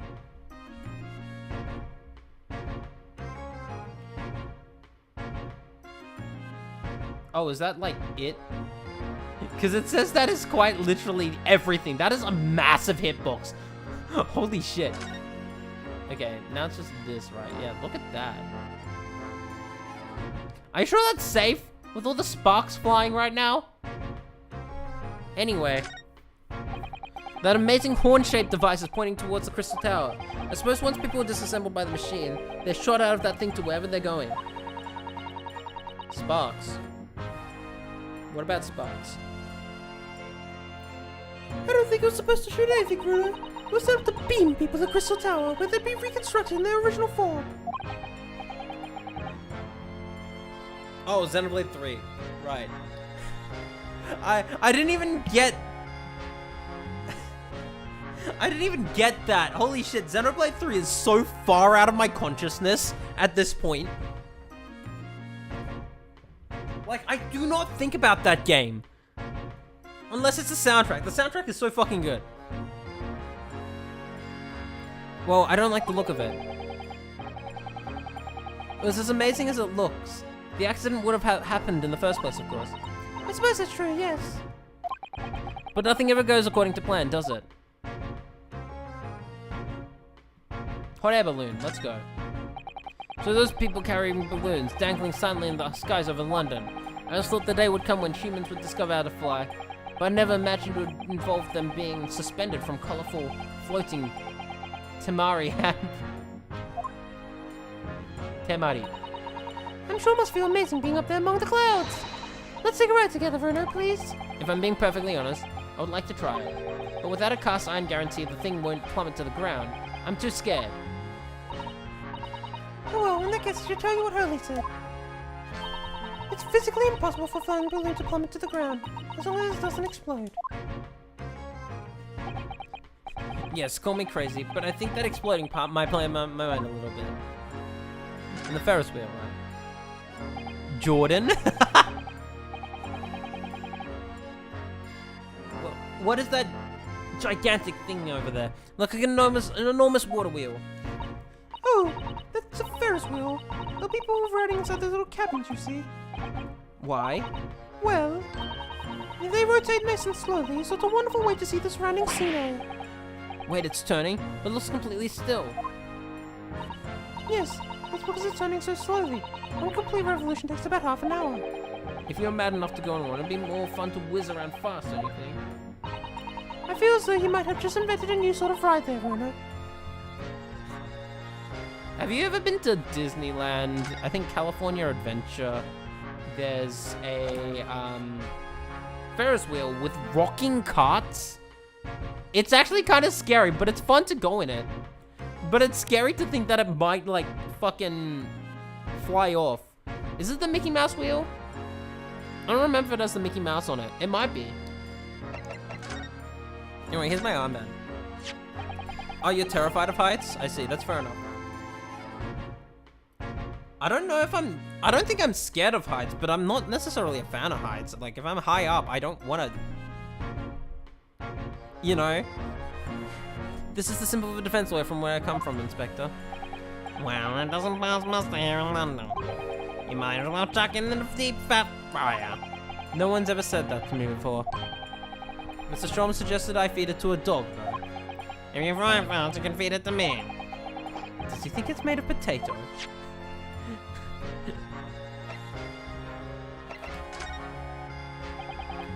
As a detective, what do you make of this? Best way of making 9 times out of 10 of clues turn out to be red herrings. There's every chance that it's totally irrelevant. That's actually a fairly persuasive argument. Is there anything else I can present? Probably not yet. So what do you call a bunch of wolf laughing enemies from Xenoblade forming a vertical circle? What's a vertical circle?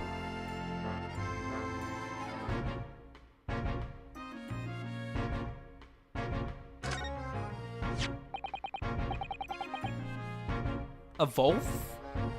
Because that's just what the wolves are called in Xenoblade. Inspector, have you read this paper? Oh, a Ferris wheel.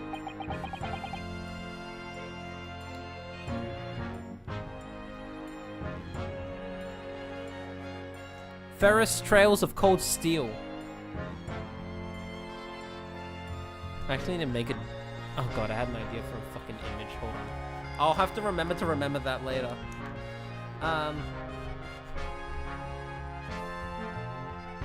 Yeah, 2 unwelcome blasts back to back. This is one of the exhibition, and the Reaper getting attacked. I know, terrible news to wake up to, wasn't it? I tried to pretend I hadn't read it and turned over for another 40 winks. Thanks to that, I was laid up and got a roast from the supper. From the super. From the super. Some mornings are like that, aren't they? What are you going to say?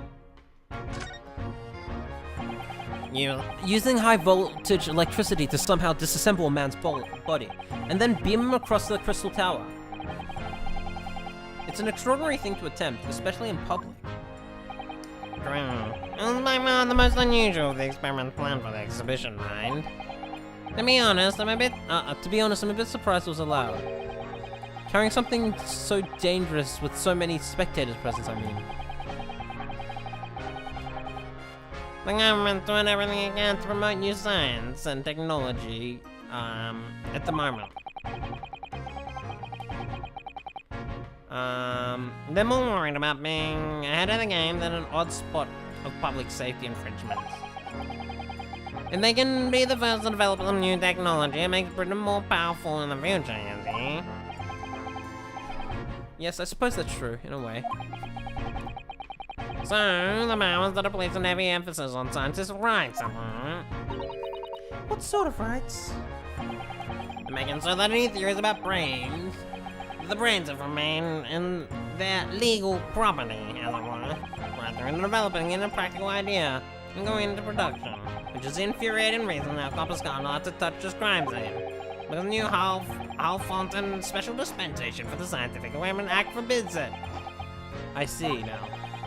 The only people with permission to investigate here are from some brand new department every year.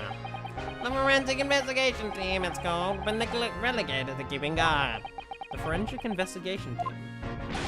Any old fool can see the Z-proof scrap metal was a sham to begin with, just Mr. Shamspeare. But it just because it says scientific equipment on the paperwork, can't do a flaming thing about it. Oh, Grexy is very het up, isn't he?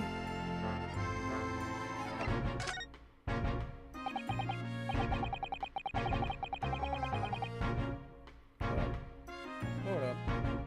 There we go. Remind me again, what's this new legal act that means we're not allowed to touch the scene here?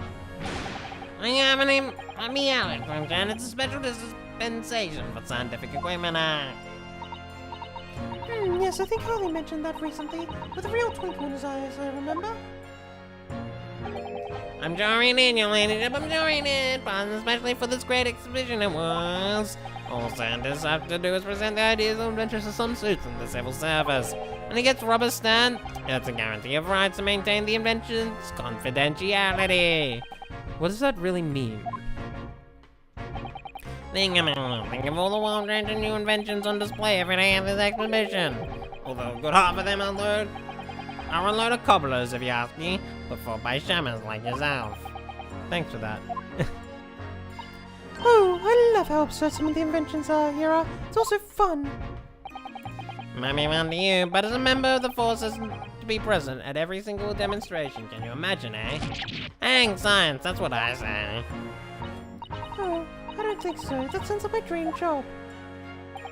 It's a thing otherwise after spending a day guarding all these shamans' bogus contraptions. But if they were bogus, how can anyone hope to demonstrate them? There'd be no point. Yeah, well, there was a point, sadly. Sorry? Thanks to another of our government bright ideas, many theory or invention is deemed to show potential. The government sends out a research grant. The scientists get funding. Exactly. That's what they want, though. These shamans coming from far wide to cloak up Hyde Park. And who wants to keep them all safe, eh? Who has to smile politely and welcome them? Us coppers, that's so. You can see why I say now, can't ya? Hang science, hang it! Oh, maybe I can see your point. I want those chips. Apparently Professor Hairbrain lives and works in Germany, now conducting his research. That's right. Came back to Britain especially for the Great Exhibition, as I understand it. Probably after one of the government's research grants. Actually, we learned something else about the professor earlier today. About his time in further education. Turns out he was at university with someone we both know. Lord Van Zieks. What's that? That's new to me. But if Van Zieks means man's the prosecution, then it's accused of Professor's fate is... Sealed? Because the Reaper will get him one way or another? Blimey. That man's beyond me. I don't know what goes on in that head of his. Talking of Van Zieks, the Bullman paper ran the story of him being attacked. Read that? Oh yes, but Mr. Reaper's completely fine. Nothing to worry about. Yes, right. Glad to hear it. Well, the Reaper, huh? How long that business been gonna keep up, I wonder? Mystery of the Reaper, hey? The victim of this case, the investor, Mr. Asman. He was another of the Reaper's victims, so I heard. Lord Baron Von Zieks is another top-class prosecutor. But even then, he can't always punish the right verdict, though. Push the right... Even when he can't... But even he can't always push the right verdict, though. Sometimes justice can't win. Yes, I've heard about those jurors being bribed and evidence being falsified. And that's how the notion of the Reaper of the Bailey came about, isn't it? Obviously, Scotland Yard has suspected Van Zieks initially. We all assumed he was taking matters into his own hands if he failed to seal the deal in court. Well, the man himself denies that charge. Well, we've done thorough investigation, and the conclusion we've reached is that Lord Van Zieks is in no way related to the deaths of those people outside the courtroom. There's no question in my mind. I'd stake my reputation on it, I would. But if that's true, how do you explain it? All those defendants, I keep thinking of a mosquito is flying by my screen. Those sparks keep making me think that, because I'm not looking at them, so they look like small bugs on my screen.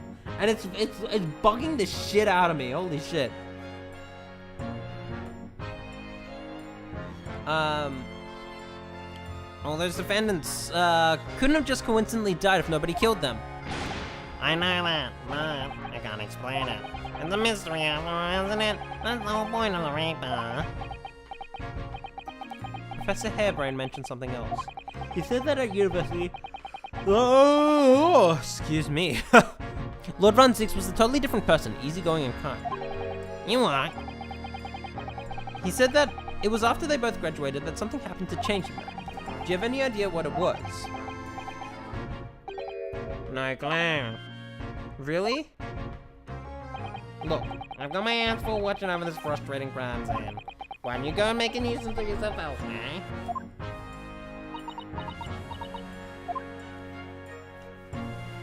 Okay. As far as I'm concerned, I've done everything I could potentially here. Unless there's another piece of thing I can investigate, but I don't think there is. Oh, hello, what's this? There are all sorts of strange buildings here in the Great Exhibition Grounds, aren't there? I seem to remember something similar being exhibited in Japan one time. Oh, in your country, Verna? I do wish I could go and see it. I presented particularly steely samurai with dress.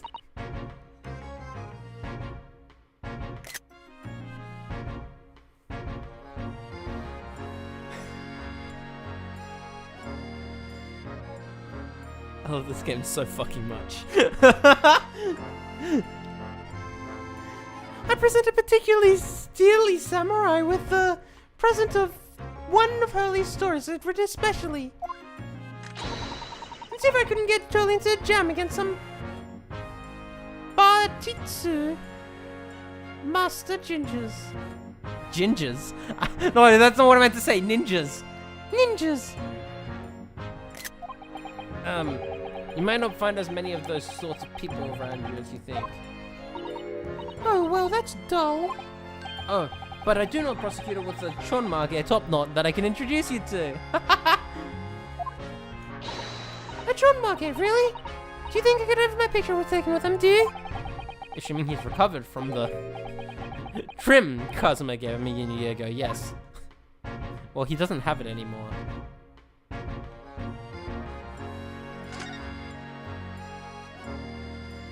I don't think there's anything else for me to investigate, to be honest. What's up? The sky? Alright. If I move.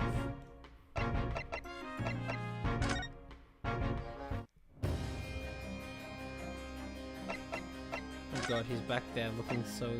I'll go back here. I didn't talk to Gina.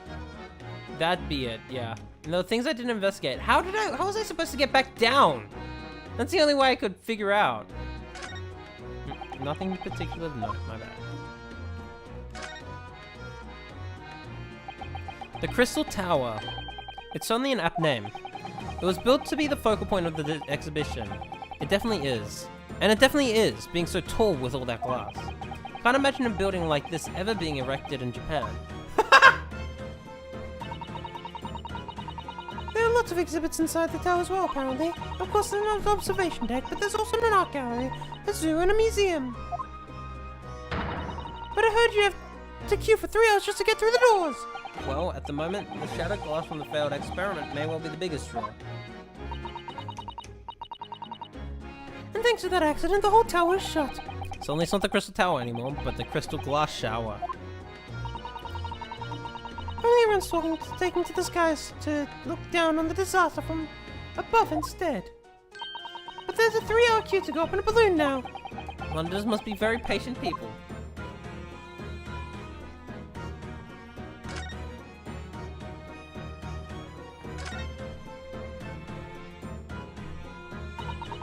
That's where the Hang on. British. That's where the cove ended after his instant kinesis or whatever they call it. There, of course. And yet they're calling the experiment a success. What's the wooden scaffold there for? The coppers, our lads, set that up after the incident happened. To get the body down, I think. Don't know, really. Didn't you help to erect the scaffold then? Nah, look at you, this is more my thing. Wandering around the exhibition and keeping a lookout for the fun stuff. Mind Gregson didn't hear you saying that, or he'll give you the boot. It's incredible though, isn't it? I mean, could the victim really have bridged that gap by some sort of invisible kinesis? I don't know. Oh, she's 18 now. I was just curious because it has been 6 months, right? Alright. Here's my armband. This armband is proof, in Japan at least, that I'm a defense player. And this badge is proof that I'm a detective. So you're gonna have to start calling me Inspector Lestrade. In that case, you have to start calling me, well, anything but Otto.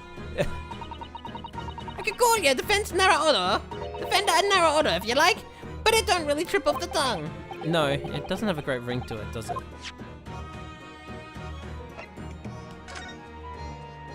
Gina, would you take a look at... Oh, where did it go? Yeah, looking for this, Otto? When did she do that? What have you got anything else to show me, eh? What do you reckon? Give that back first, please. Okay, it's gonna be the same. I may as well check, because I can speed through the dialogue I've already read, which is nice. Go!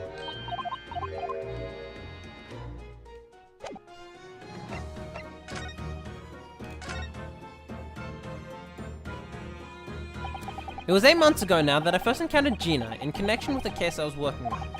At the time, she was living in the East End with a group of other orphans. She helped all of them survive by pickpocketing, but then she got embroiled in a murder. I had a lot of time to think in prison. I realized I couldn't go on like this, like I was. The diving weren't working out. Oh, I'm so pleased to hear it, Ginny. Well done. So, you went from being a pickpocket to a detective? You got it. Good, ain't it? Ain't it? Inspector Lestrade. Sounds like something out of a book, eh? Talk about a sea change. And there's Iris's old man to think about. Iris's father, you mean? Yeah, I promised her, didn't I? I said I'd get all the police forces around the world out all the stops looking for him. Just a small promise then, nothing serious. Oh, Ginny, you're so sweet. So anyway, that's how I come and go for the test for the Scotland Yard. Only trouble is, I don't read so well, do I? Just a small problem. Nothing serious. And that's when Hurley approached Gregsy and asked for help. So the inspector said he'd take full responsibility for Ginny and make her sort of apprentice. That's very magnanimous of Inspector Gregson. And brave. Well, you know Hurley. He enjoys finding ways to make people do what he wants. The great detective likes digging for dirt, in other words. So, the long and short of it is, if you've got questions about the case, you can ask Inspector Lestrade. Right then, Inspector?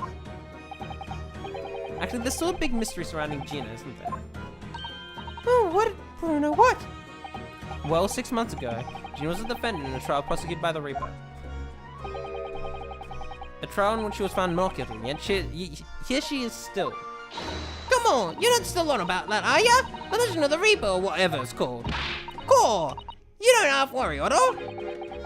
If I didn't half worry, there probably wouldn't be a whole lot of you left. It's like I told you before, eh? The Reaper's kind of like him upstairs. So he knows what I'm like on the inside. They ain't really done nothing wrong. Nothing wrong might be stretching a point. What about Mr. Natsume in Japan? He's perfectly fine, isn't he? Well, that's true. Perhaps the Reaper's more discerning than I thought. Exactly, so I ain't worried. I'm totally fine.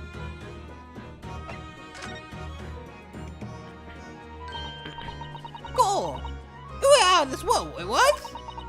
The brainy bloke pulled out a bunch of levers on his machine and suddenly started billowing smoke. Then it just went poof. I ain't seen a better experiment here yet. Sorry? You mean you saw it, Ginny? With your own eyes? Yeah, of course. The boss in charge is in charge here, eh? I'm keeping everything running smooth, I mean. The boss being Inspector Gregson, I suppose. That's going to take some getting used to. So all I have to say is that I'm on duty. I can do whatever I want. Get this! I was up in one of those flying balloons when it happened, watching from above. No, you're so lucky, Ginny. Maybe you should join Scotland Yard too. Yeah, do it! You know how to put the boss in his place already, right? Iris, you'd have no trouble at all. That's settled. When do I start? No. You can't join Scotland Yard, Iris. We'll see. Anyway, I don't understand this. What I don't understand is this. If the machine exploded so spectacularly... Hey, welcome! Thanks for... Yeah, I'm just having fun with it. Nothing serious.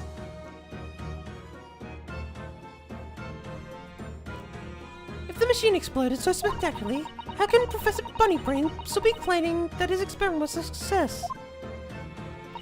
Oh, right. Well, it was such a success, in a way. It was? How can it have been? Successful experiment, okay. Shortly after the whole machine blew up, no one could call the experiment a success. Like I said, it did sort of work. I mean, yeah, there was a whole lot of smoke and that whooping great bang. But where do you think they found the victim's body, eh? In the Crystal Tower over there. What? In the tower? You can see for yourself, can't you? Up there above the scaffold. Oh, well the glass is broken, you mean? Yeah, the cage walk the victim got in to start with. Well, he get beamed through the air, or whatever, and landed all the way over there. So you see, it did kinda work, didn't it? What? I don't believe it. I mean, I don't get the ins and outs of it, but everything's possible, right? With science. Oh, I tell you what, you can have this. It's a plan of this experiment they drew up at the yard. Are you sure? Yeah, go on. I had 3 bubble for you before, so it's fair. Yes, I didn't actually give that to you, did I? Let's check that out. Hold up, wrong button. Why do I keep pressing Y for the court record? Oh, that's just a bunch of lines. Okay. Something Inspector Gregson said before seemed a little strange. For what it's worth, anyway. Investigating's off the cards for all of us. Yes, naughty old Gregsy ran after without explaining himself. All right, that. The boss said no one's allowed to investigate that weird machine what blew up yesterday. Well, that's not fair. We're representing the defendant. In that case, could you at least tell us what you've learnt from your investigations? Nah, you're not getting it. We ain't allowed to investigate neither. Why?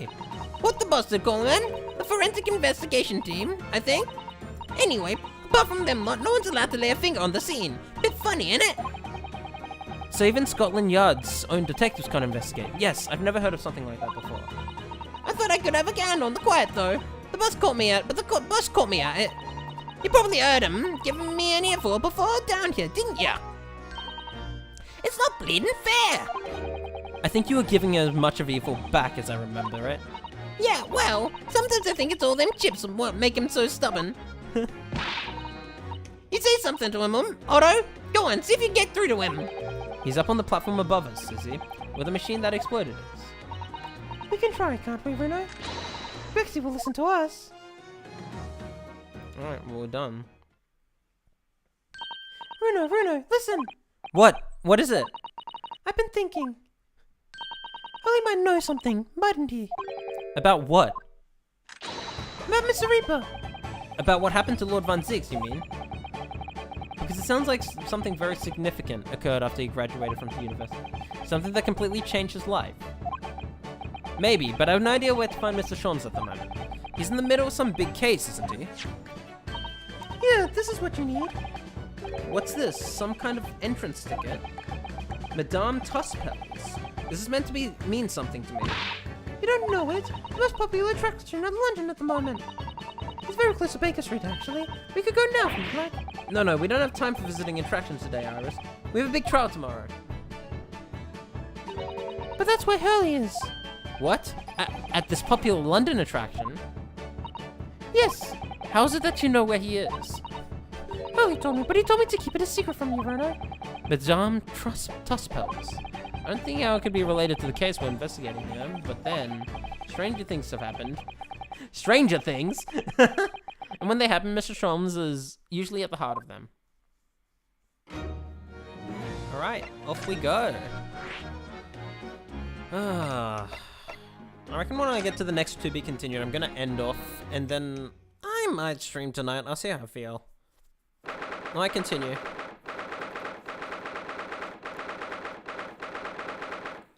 Oh god, we're gonna have a little... Oh my god, hello. Oh, Waxworks, of course. What's this place? Look at all these terrifying scenes. Why are the people so still?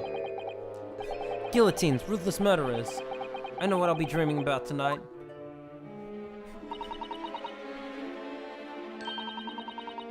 Tuspels Madame Tussauds. I don't know what that is, but let me look it up.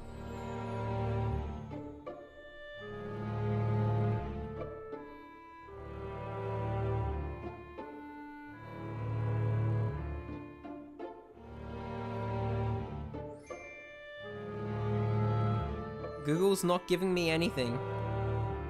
Just giving me sponsored tickets and tours. It's a wax museum in several cities. I see. Okay, good to know. Does that make me uncultured for not knowing? Yeah, I saw. It showed up with a city thing.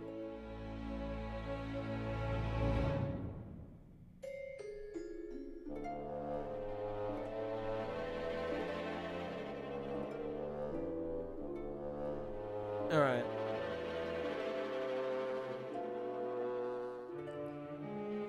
Not really, it's overpriced as hell for what it is. I see. They're wax models. They're amazingly realistic, aren't they? What do you think, Bruno? Shocked? Wax models? Ah! I read about the dead bodies and wax once in a magazine about strange phenomena. Depending on how corpses are kept after death, parts of them can turn to wax, apparently. It's called I don't know how to pronounce that, I'm sorry. Stop talking about creepy things like that, Bruno. You're scaring me. Anyway, adipocket doesn't form readily, you know? It's only very specific. Ah! What now? I've just remembered something else I read. in another magazine about strange phenomena. That there was an old lady, maybe a witch, who used to pour molten wax over corpses and put them on display. None of the exhibits in here are real. They're entirely man-made replicas. They can't be. Do you really expect me to believe that? Just look at them. Oh, There's no way anyone could make models of people that are this realistic. There's one of those which isn't. Two of those which aren't wax, but okay. And they're all such gruesome scenes. Wait. what is it? Oh, no. I must be seeing things.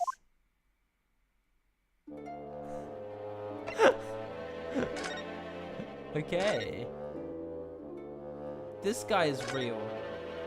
I think. Or maybe both of them are. What's that?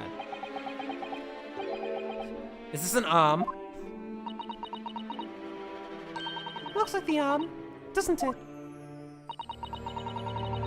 Maybe one of the waxwork models have fallen over.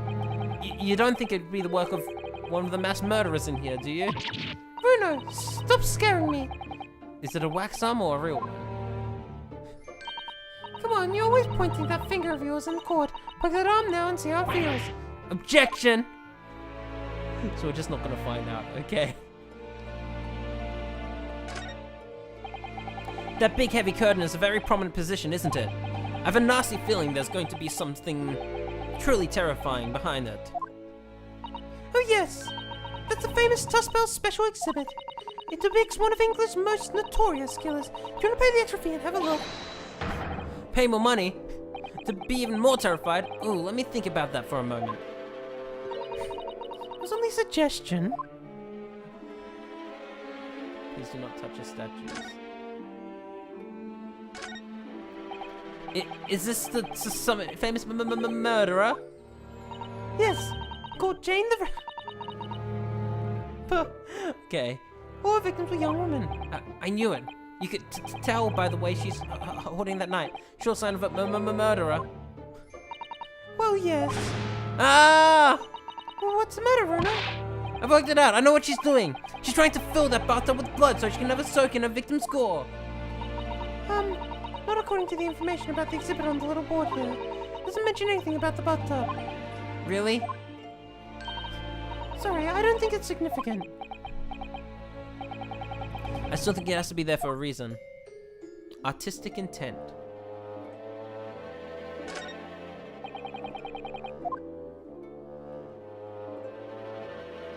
Is that just the whole thing? Yeah, it's just the whole thing. Cool. Cool. And these guys are real people, right? I think, right? Maybe it isn't. I'm pretty sure they are.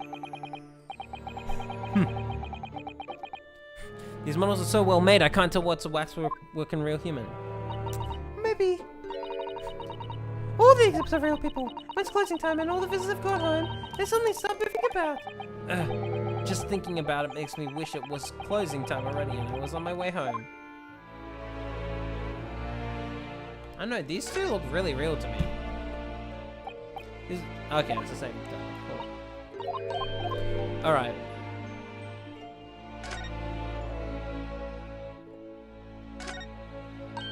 Oh, that's a funny place for a little ladder. What is it? Something wrong? No, it's just that in Japanese we have a totally different word for ladder that folds in half like that. We do in English too, you know. It's a step ladder, or just steps. So be careful making assumptions about other cultures, Bruno. That's how wars are started. I didn't realize step ladders were an international point of contention. But the writer makes an astute point. Actually, let me look that up. What is step ladder in Japanese?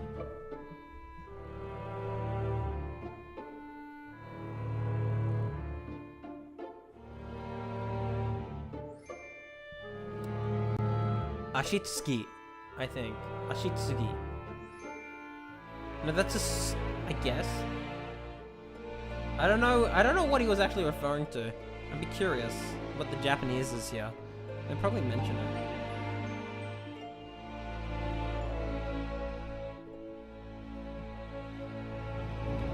Alright.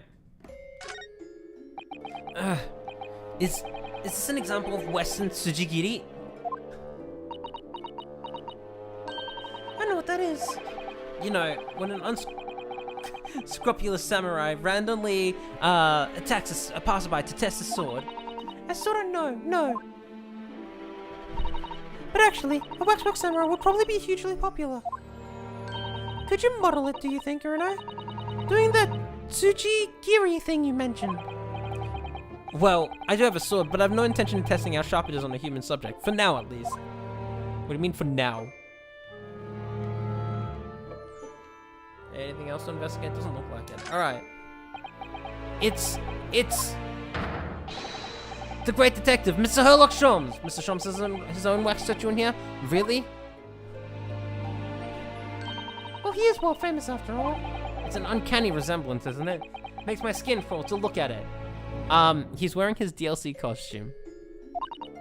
I know! Herlock.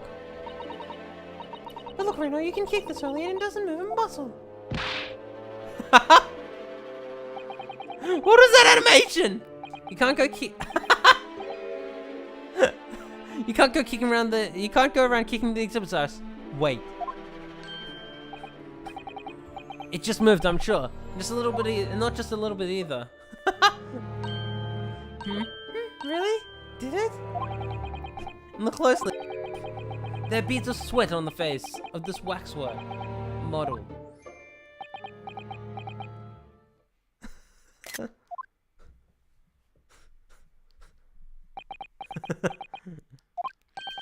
Shall we move on, Iris? Over there, look. There's a great murder scene to enjoy. Much more appealing. Hold it!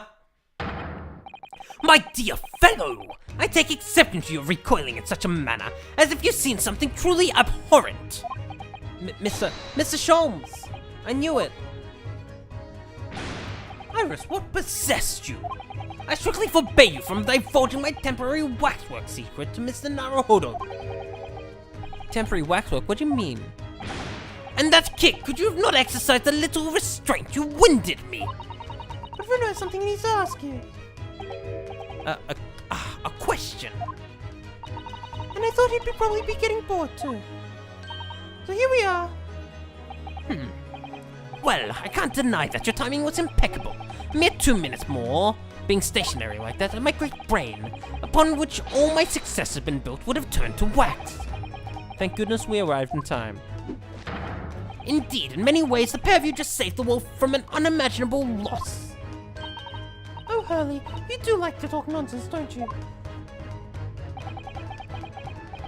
He could know something is true. About Lord Von Zeeks, and what happened in the past to change him. Now that you're here, let's take our time. How can I be of assistance? For you're in luck. I'm suddenly quite taken with the idea of conversing. Oh. Well, actually, I'm in quite a hurry. And if my eyes don't deceive me, I believe something is afoot within the walls of this very museum. A most fascinating case, if I'm not mistaken. Really? Moreover, I have a strong suspicion that this is related to the matter about which you've come to me now. But how could it be? We shall speak again presently, my dear fellow, but for now I must return to my work. What? Back to being a temporary waxwork exhibit? I've examined everything, so that's not a concern. What is this place? Madame Tuspels came to London from France 3 years ago, I understand. Since she opened this little waxwork museum last year, it's enjoyed great popularity in London. There are museums like this in Japan too, but these displays are something else. I mean, they aren't made from actual real people, are they? The extreme realisms of these waxwork models is a particular secret of the Tuspels family, they say. They earned their renown during the French Revolution for waxworks of victims of the guillotine. That sounds grim. The gruesome scenes were portrayed with such realism in the expressions of the faces of the condemned. Apparently, the sculptors would make the models directly from the corpses, right there at the site of the execution. at the... Really turns my stomach. That's just one of several legends about the Tuspels family. Whether there's any truth in it, I couldn't say. But anyway... The museum houses models of famous people from all over the globe. Nevertheless, the most popular area of the museum by quite some margin is this House of Horrors. House of Horrors?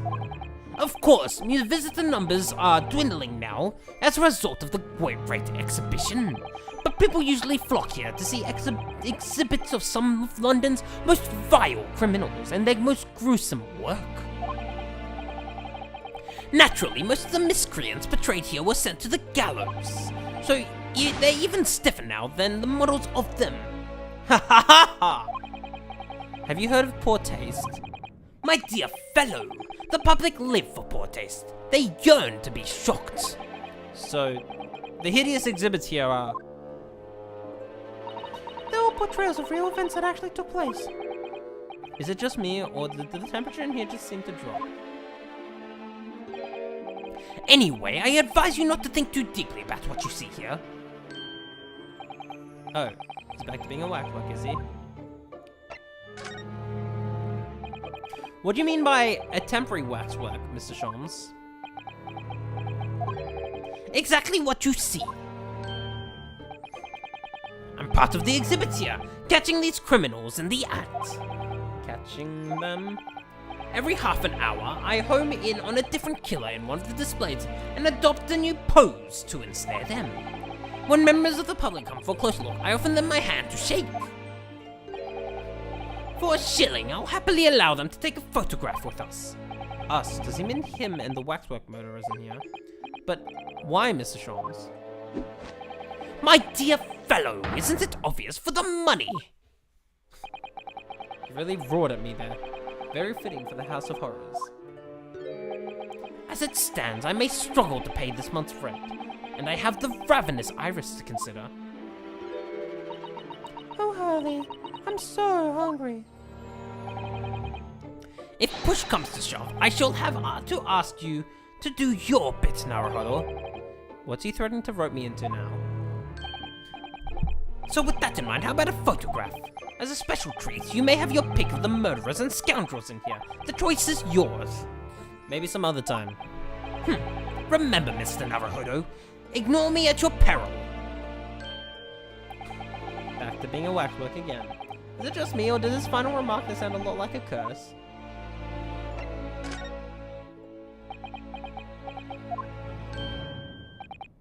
Well, what is it you'd like to ask me then? Actually, it's about Lord Van Zieks. Ah, our friend Mr. Reaper. How did you find him? Well, I trust.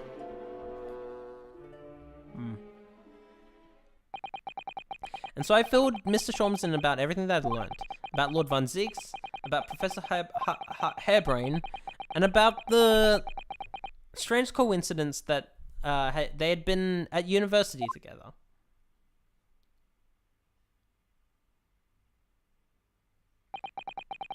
So I'm wondering what it was that happened to make Lord Van Zieks such a different person. I was sure that you'd know, Harley. You said there was something going on here in this exhibit hall before. That something was afoot. And that you believed it was related to what I wanted to ask you about. Mr. Sholmes? He suddenly clammed up. Well, it seems to have reached the unavoidable... Hello? Greetings. Oh, hello. Where did she appear from? What's she wearing? Could she look any more mysterious? I hope you are appreciating my museum. Sorry, have we... Mr. Sholmes, you did this... Not again! Oh, Tuspels. Esmeralda Xenogears? Sorry. My apologies. I am Esmeralda Tuspels. This is my museum of waxwork. What? You're the Madame Tuspels? Bien, sir. Though only 26 years young, I might add. Is that significant somehow? I'm a madame in name only, and at a certain Je ne sais quoi. I cannot pronounce French, so I'm sorry if I fucking butcher that. Holy shit. Right. Firstly, I must apologize for my waxworks, or rather, one waxwork in particular. That'll be Mr. Sholmes then. I was led to believe he was a great detective, but he seems unable to settle. Next time you move from your designated exhibit, there will be toying in trouble. He sounds deadly serious. That's a problem. How am I supposed to ask Mr. Sholmes about Lord Van Zieks now? Let's not forget what Hurley said before. About something being afoot. Right here in the museum, I mean. Yes, I know, but I'm so curious. I want to know what's happening here. haven't we got enough on our plate already? Hello. Did you make all these waxworks, Madame Tuspels?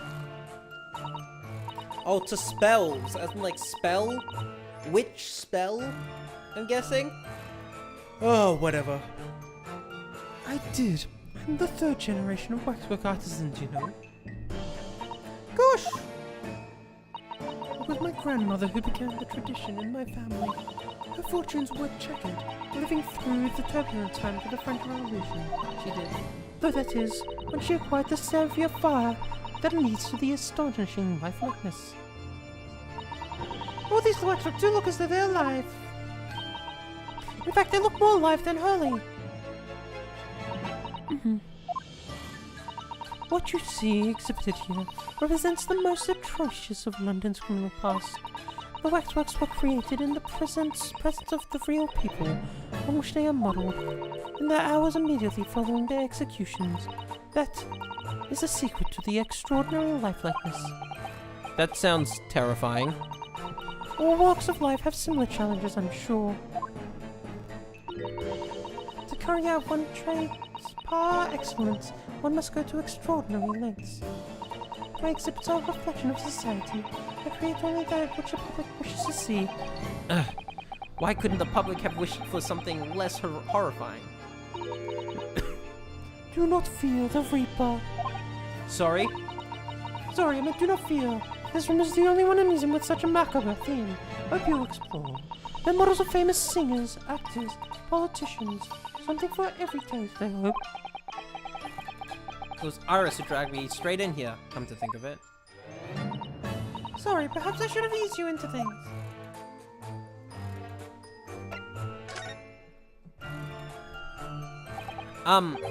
What's the situation with that?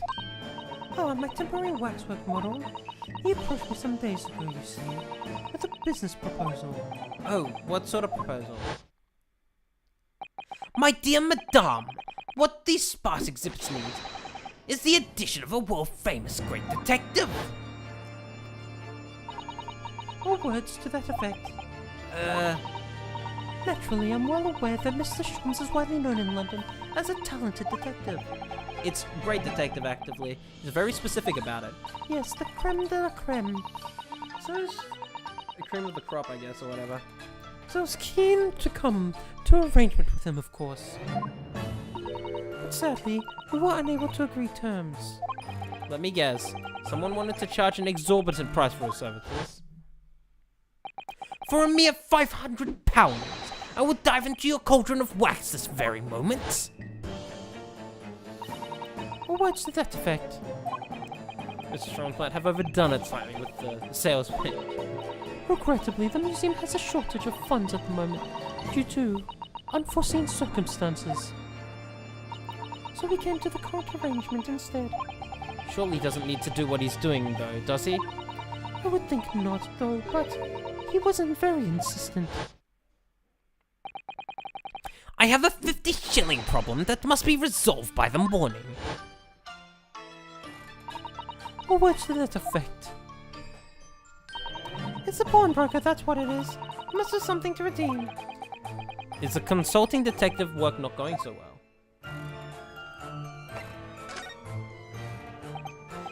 I wonder, could I ask you something? Bien, sir. I'm just curious, is anything going on in the museum at the moment? Some kind of incident, perhaps?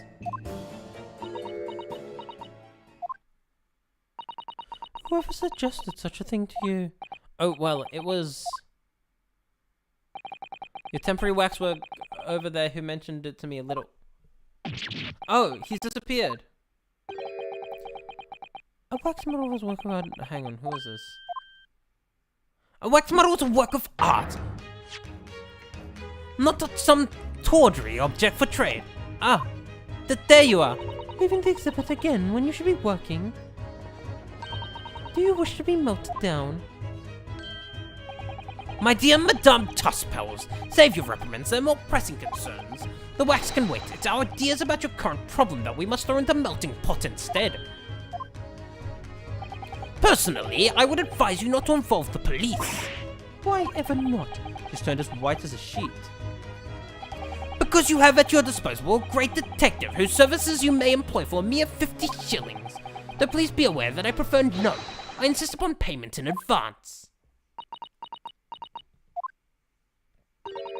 Very well. Let us see if the great detective is able to live up to his name, shall we? Alright, before we start this, I need to get some water, just so I can get through this. And I'll be back in a moment.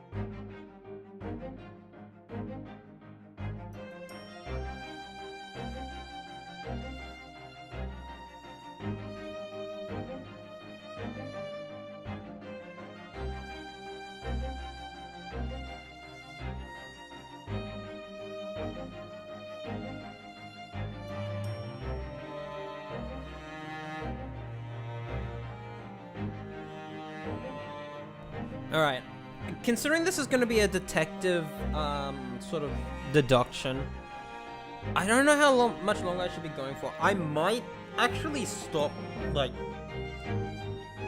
soon. Like, now. Because I've already been going for 4 hours, and my voice is getting tired, I gotta be honest. I need a break. So yeah, I think we'll stop now, and we'll continue this next time. And I am not quite at the to be continued, but this segment is going on for longer than I expected, to be honest. What investigation? Part 1 still? Okay. Well, yeah. I'm gonna stop. I might come back later tonight, but I do have other stuff I want to get done today, so we'll see how things go. But yeah, no, I enjoyed streaming during the day. I think it helps that I'm not as tired. When I'm at night, I'm a lot more tired because it's getting closer to when I normally sleep. So yeah, next time on the Great Ace Attorney, we're gonna do this great deduction and course correction stuff with, Sholmes. Thanks for joining, everyone. It was fun getting through the last case and starting this one. Next time on the Great Ace Attorney, we will be continuing this 3rd case. I'm really excited. Holy shit. This game's been so fucking good. Alright, see you later.